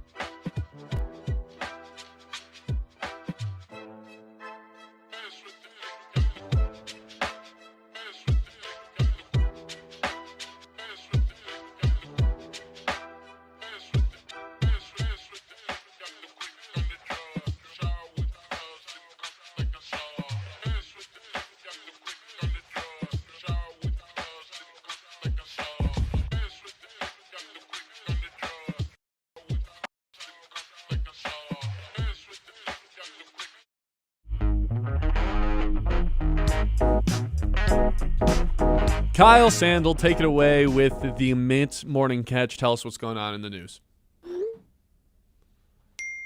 The Mitt's Morning Catch. Okay, let's get back into the news. First off, we talked about this a little bit earlier, but got to re-mention it. The U.S. women's hockey team picked up a 5-0 win yesterday over Sweden. They're going to face Canada for the gold. That's on Thursday. So, Ben, you were talking about the Olympics yesterday a lot. Yeah, I got some flack for that. You don't like the Olympics, apparently. They're overrated. They're not fun. They're not cool, this and that. What do you got to say to the U.S. women's hockey team, though? They're fantastic by all accounts. I got a lot of pushback in our social medias when I said the Olympics wasn't cool. That, no, you clearly aren't watching the women's hockey then.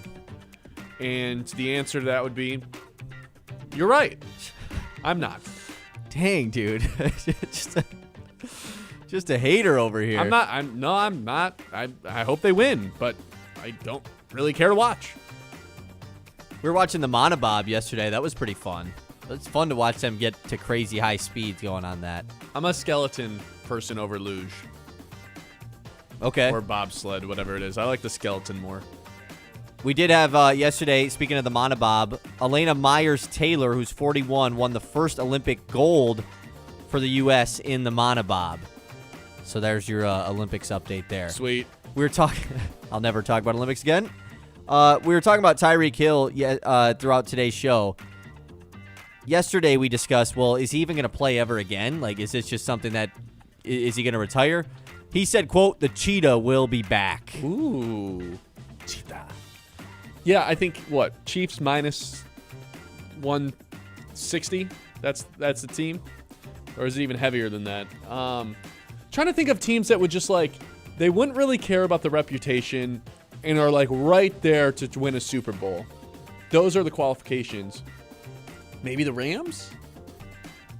Put that guy in Sean McVay's system? Maybe the Niners? I don't know. Philly? Baltimore? We know they don't care. Yeah, I could see ball. Okay. Yeah, I could see that. I could potentially see Baltimore. That's probably the team that is like most intriguing there. Yeah, they replaced DeAndre Hopkins with Tyreek Hill. They're Okay, just like, what's let's the get team- the washed-up, awesome receiver. What's the team where he signs with them and you're like, the 5th round of your fantasy draft comes around and you're like, Tyreek Hill, kind of a sleeper at this round, you know? Probably the Ravens, right? He'd be. I mean, they'll never. I mean, the Ravens every offseason sign a washed-up receiver, Yeah. and they never are good on their team. Maybe the Bills. I don't know. The Bills. Yeah, Bills is being said in our YouTube chat as well. I would say the Bills. I think just going back to the Chiefs, I think for me would be the most intriguing one. I don't know, though. I mean, they have Worthy. Like, Is he any good? but he just fine. is like the fast guy, you know? Like, that's kind of his role on the team. You just have 2 of those guys now? Like, What if it's? Yeah, I don't know. yeah. That's all I got yeah. for you. Okay, yep, appreciate it. Major League Baseball's Player Association Executive Director Tony Clark resigned during our show today. Of course, this is in the midst of the new MLB PA and collective bargaining agreement coming up after this season. So maybe trying to get out of that, of course, before that comes to an agreement. But the player leaders meet today at 4:30 to discuss the fallout of Clark's resignation. He had been the MLB PA director since 2013, so it's been quite some time he's been there. But now we're going to have a shift, man. Baseball just have a lot going on. And I don't know if you saw this, too. Manny Machado the other day gave his word about what he thinks the Dodgers doing and spending for baseball. And he said he loves what the Dodgers are doing and that it's good for baseball, which I don't know if Padres fans loved hearing that just because they're like the biggest rival, you know, the Pods and the Dodgers. Machado obviously played for the Dodgers for half a year, but I don't know. I just think it's kind of cool when the players come out and say this because the fans are the ones that seem to think it's bad for baseball. Right. Yeah, you know my stance on this. I think it's good. I think creating a villain is good. I think a team that wants to compete to win the World Series is good. They're just willing to be the most aggressive. And there's other teams that are willing to be equally as aggressive, but they just don't win. The Dodgers have figured out a way to do it. The Mets spend just as much as this team and can't figure it out. I think it's fun. It's a super team. We get a version of a super team. And if all the rules change, then cherish this last super team that we have. You tell your kids about this team. We also got some more fun news throughout the show today. Ronda Rousey is coming back to the MMA, though. Not the UFC. Not the UFC. Yeah, she's going to fight for the first time in almost a decade, going up against Gina Carano as a part of some Jake Paul event that's going to be streamed live on Netflix. This is in May. So is she boxing? It's at Intuit Dome, by the way, too. Is she boxing then? Or just no idea? It just says the blockbuster showdown between MMA legends will headline the first professional MMA event promoted by Jake Paul. That's kind of really the only details we get about it. Yeah, I don't know. Promoted by or headlined by?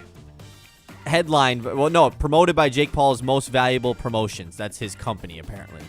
Most valuable promotions. That's good. Yeah, MVP, right. I don't know. The fight will be professionally sanctioned under the unified rules of MMA, contested over 5 5-minute rounds using 4-ounce gloves. Okay, so it's in the cage. Yeah. Then why is she not just going back to the UFC? Just more money than I mean, probably right? because it's Jake Paul, probably throwing her a crazy amount of money to do this. Yeah, exactly. So this is actually the first time that we're seeing this outside of the UFC, though. Just like because we see this in boxing now all the time. It's like, hey, these two guys want to fight each other. They're going to box. It's whether it's sanctioned or not, nobody cares because there's no league in boxing. It's just two guys want to box. MMA, it's always UFC. It's always been UFC. And now this is the first time that we're getting two people that want to fight each other outside of that company. Right. I am curious to see how this does in terms of the draw. Because Rousey's, I mean, she's the biggest female star we've had. Yeah, I mean, and we haven't seen her in so long, too. Like, it'd be cool to come back. So you're in on Ronda Rousey coming back, out on Lindsey Vohn's comeback, right? That's where we stand? I'm not out on Lindsey Vohn's comeback. I'm out on her competing on a torn ACL. That's crazy. If Ronda Rousey tore her ACL a couple days before her fight, would it be smart for her to go out there and fight? No. Dang, that was like 5 out of 10 rage bait. I thought I would get you going a little bit harder than that. Last thing here in the news, I don't know if you saw this yesterday as well. Steph Curry said that he will return to the three-point contest next season. So congrats, Adam Silver. You've already saved All-Star Weekend in 2027. So shout out to him. Thank God we have Steph Curry. All right, that's all I got. 989-837-6125. We will do our two traditions to close out every show when we come back. This is the Ben Bosscher Show. The 11 o'clock hour is always brought to you by our friends over at Yater Insurance, but I want to take a moment and tell you about Mr. Appliance because they're your go-to fast, reliable home appliance repair right here in Midland. From refrigerators and ovens to washers and dryers and more, they'll get you back up and running. Upfront pricing, friendly techs, and dependable service that you can trust. Need help at home or at your business? Mr. Appliance is just a click or a call away. Keep your homes running smoothly with Mr. Appliance. Schedule service today at mrappliance.pro. The Ben Bosscher Show, built by Bresky Siding and Building Repair on 100.9 The Mitt.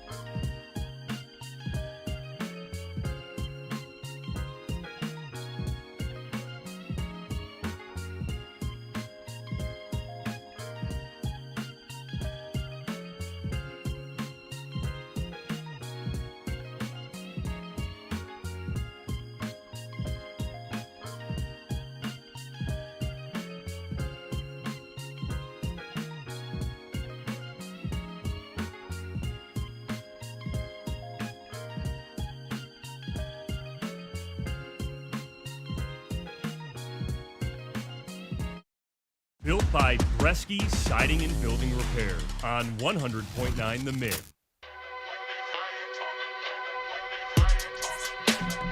Okay, we have two traditions to close out every single show. The first of those traditions, well, we're going to try to make some money. It is our lock of the day. Lock of the day. You better lock it up. No, you lock it up. Lock it up. Lock it up. Lock it up. Started out the week 0 for 1. We took Houston last night. I felt good about it up until the very last second of that They were game. up late, man. They were up by 8 with like 5 minutes to go. I know. Yeah, I mean, it was a really good game. Like, it's one of those ones that it hurts that you lost, but like really, I don't feel bad about exactly. the pick. Like, it was a good pick, and Iowa State just had an awesome end of the game. You know, so If that game was, yeah, I mean, the fact that they had an 8-point lead on the road in the last, right. Whatever. I've got bad news for you though. I'm below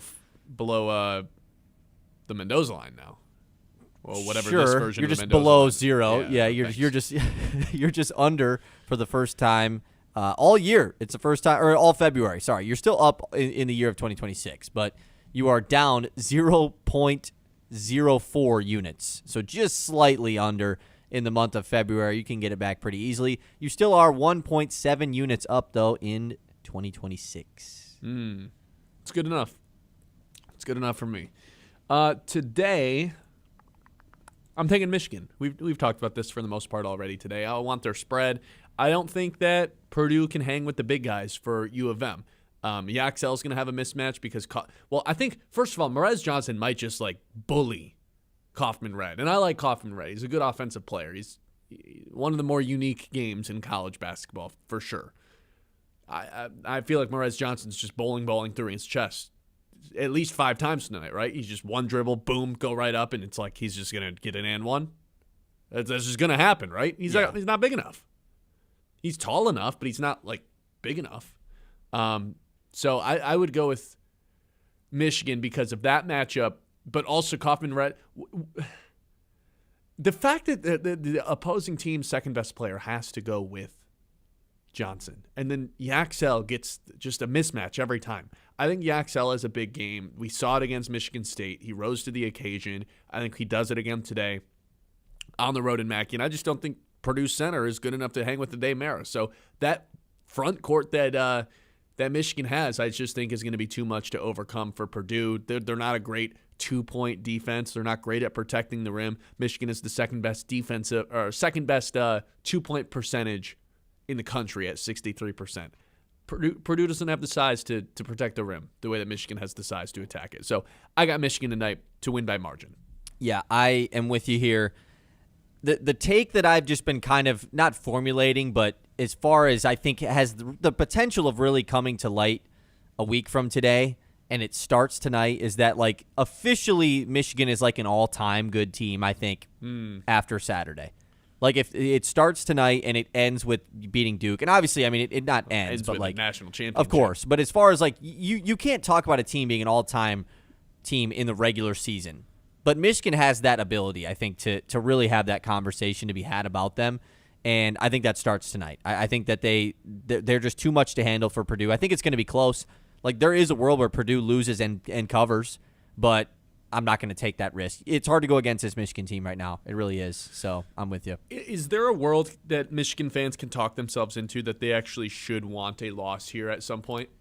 No. I think the Wisconsin, I think when they were undefeated maybe, but no, not at this point. Why? Like what's the reason?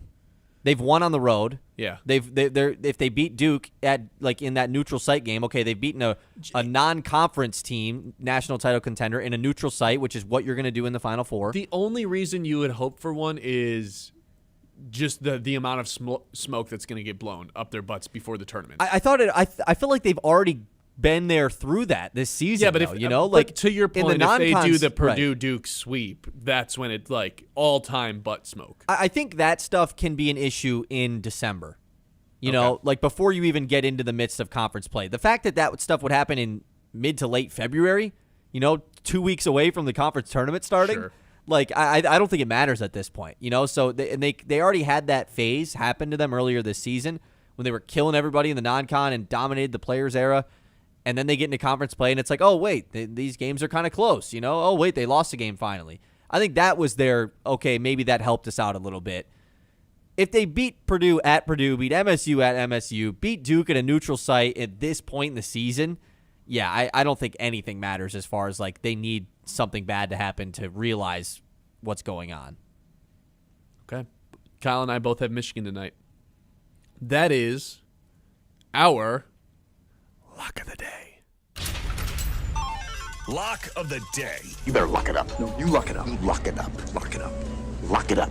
All right. A second tradition to close out every single show is predicting what Colin Cowherd opens with. He takes over airwaves at noon on 100.9 The Mitt via The Herd, via Fox Sports Radio. Anybody get a point yesterday? I think you did. You're kind of hot right now. I did. Wemby. Yeah, he talked about Wemby. He basically said, like, oh, yeah, LeBron in the All-Star game, Curry, everyone, like, no one cares. Oh, wait, Wemby cares. And that was just kind of his whole take. And then it turned into, like, a big whole rant just about Wembanyama. And I'm excited about that because it was your turn to go first yesterday, and then I got the point. I've gotten 3 in a row. It's not like 3 in a row 3 days, but I've just gotten 3 in a row without you getting a point. So it's 44-39. Still down by 5, but a chance for me to get back into the 40s today. And it's my turn to go first. What do you got? I legit have no idea today. Like, at least yesterday you had the case of, like, NBA All-Star Weekend. Today just feels like a random NFL team. He just kind of picks an NFL topic and goes with it. Yesterday I said, is the Tyreek Hill stuff too early to do it as a lead yesterday? I thought it was. Is it lead worthy today? That's where I'm trying to lean. Is it enough to do over a Caleb Williams thing, over a McCarthy thing? He's for sure not going to – I don't think K9 getting the tag is – I mean, I know he's a Seattle guy, but, like, that doesn't feel like the lead. So I think I'm going to go with a Tyreek Hill lead, and he kind of, like, picks where he thinks Tyreek Hill is going to end up and talk about him as his career, just what he's been. So I think I'm going to lean that way. I don't love it, though, by any means. You could definitely come up with something much more creative, but I think that's going to be my pick. Okay, I'll go kind of random here too. I'll go with the Tony Clark stepping down as the MLBPA, and he somehow relates that to Dodgers. Big picture baseball. Dodgers are good for baseball. Big market this, big market that. That guy loves talking about the Dodgers. So he did it yesterday too. Yeah, he talked a lot about the Dodgers yesterday. So I think we're gonna do Dodgers for my pick. Baseball, big picture, Rob Manfred stuff, which the Dodgers just get kind of roped into. Yeah, I mean it's basically about the Dodgers. You know, like that's kind of what the complaint is. So that's my pick. Okay. What do you like? You like yours more? Do you like mine more? Was that a good second pick, you think? I don't think either of ours are. I mean, it's probably just going to be Caleb Williams. It's probably going to be Caleb Williams insane. Or Mahomes, you know, something dumb like that. We are entering the territory of, like, creative Colin leads. This could be a Colin takes the day off day as well. Like, little J-Mac? J-Mac show, the rest of what's there to talk about this week? NBA's on a break. He doesn't talk about college basketball literally ever. No. Unless Cooper Flagg is... Yeah. Unless there's a white guy at Duke. He doesn't really talk about them all that often. Right. Yeah, you're going to have to get creative this week. This feels like the perfect time for him to take time off. You see JV is back in Lakeland now. Justin Verlander? Yeah. He's been there all... What do you mean? He was gone. What? He was not... He left Lakeland for a little bit. Oh, for what? I don't know. That's why everyone was asking, like, where did Justin Verlander go? How long was he gone for? He's back now. Just a couple days. Oh, that's good then. I totally missed this. I didn't realize he had left. Get your butt back to Lakeland, man. I need you. All right, that's going to do it for us today. We'll be back tomorrow, 9 o'clock. We're always here at 9 o'clock. And the way you never forget that is subscribing on our YouTube page. Again, you guys can, in fact, subscribe. Just search 100.9 The Mitt, Sports Radio 100.9 The Mitt on the YouTube side of things. And then on Facebook, we got you covered with the latest news, stats, graphics. That's a page that you're going to want to follow if you just want to stay in touch with everything that's going on. Just search Sports Radio 100.9 The Mitt on Facebook. And then on the Instagram side of things, you're going to want to search The Mitt or just 1009 The Mitt. You'll find it there. TikTok, The Ben Bosscher Show. Twitter as well. We've got some high school sports to cover on the Twitter side of things. So this is a exciting time of the year nonetheless. So I appreciate everyone for listening today. Any final message before the Michigan versus Purdue game, Kyle?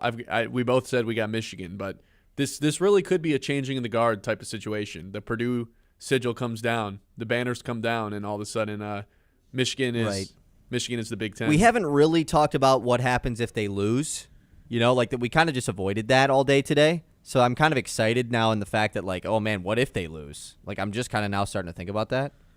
Then the Big Ten race becomes open again. Yeah, and it takes away a little bit of the flame for the game Saturday. A little bit, yeah. You think they're thinking about that game Saturday at all? I think if it was flipped around, maybe, because if it was like the non-con game is first. This is the bigger game. This is the bigger game, yes. The Saturday game will draw more eyes, though, for sure. And the Saturday game, I guess, is the bigger game as far as like, oh my God, it's Michigan Duke in February. But this one means more for Michigan, yes. Yeah, the real fans know that this is the big one. Right. The Tuesday night main event.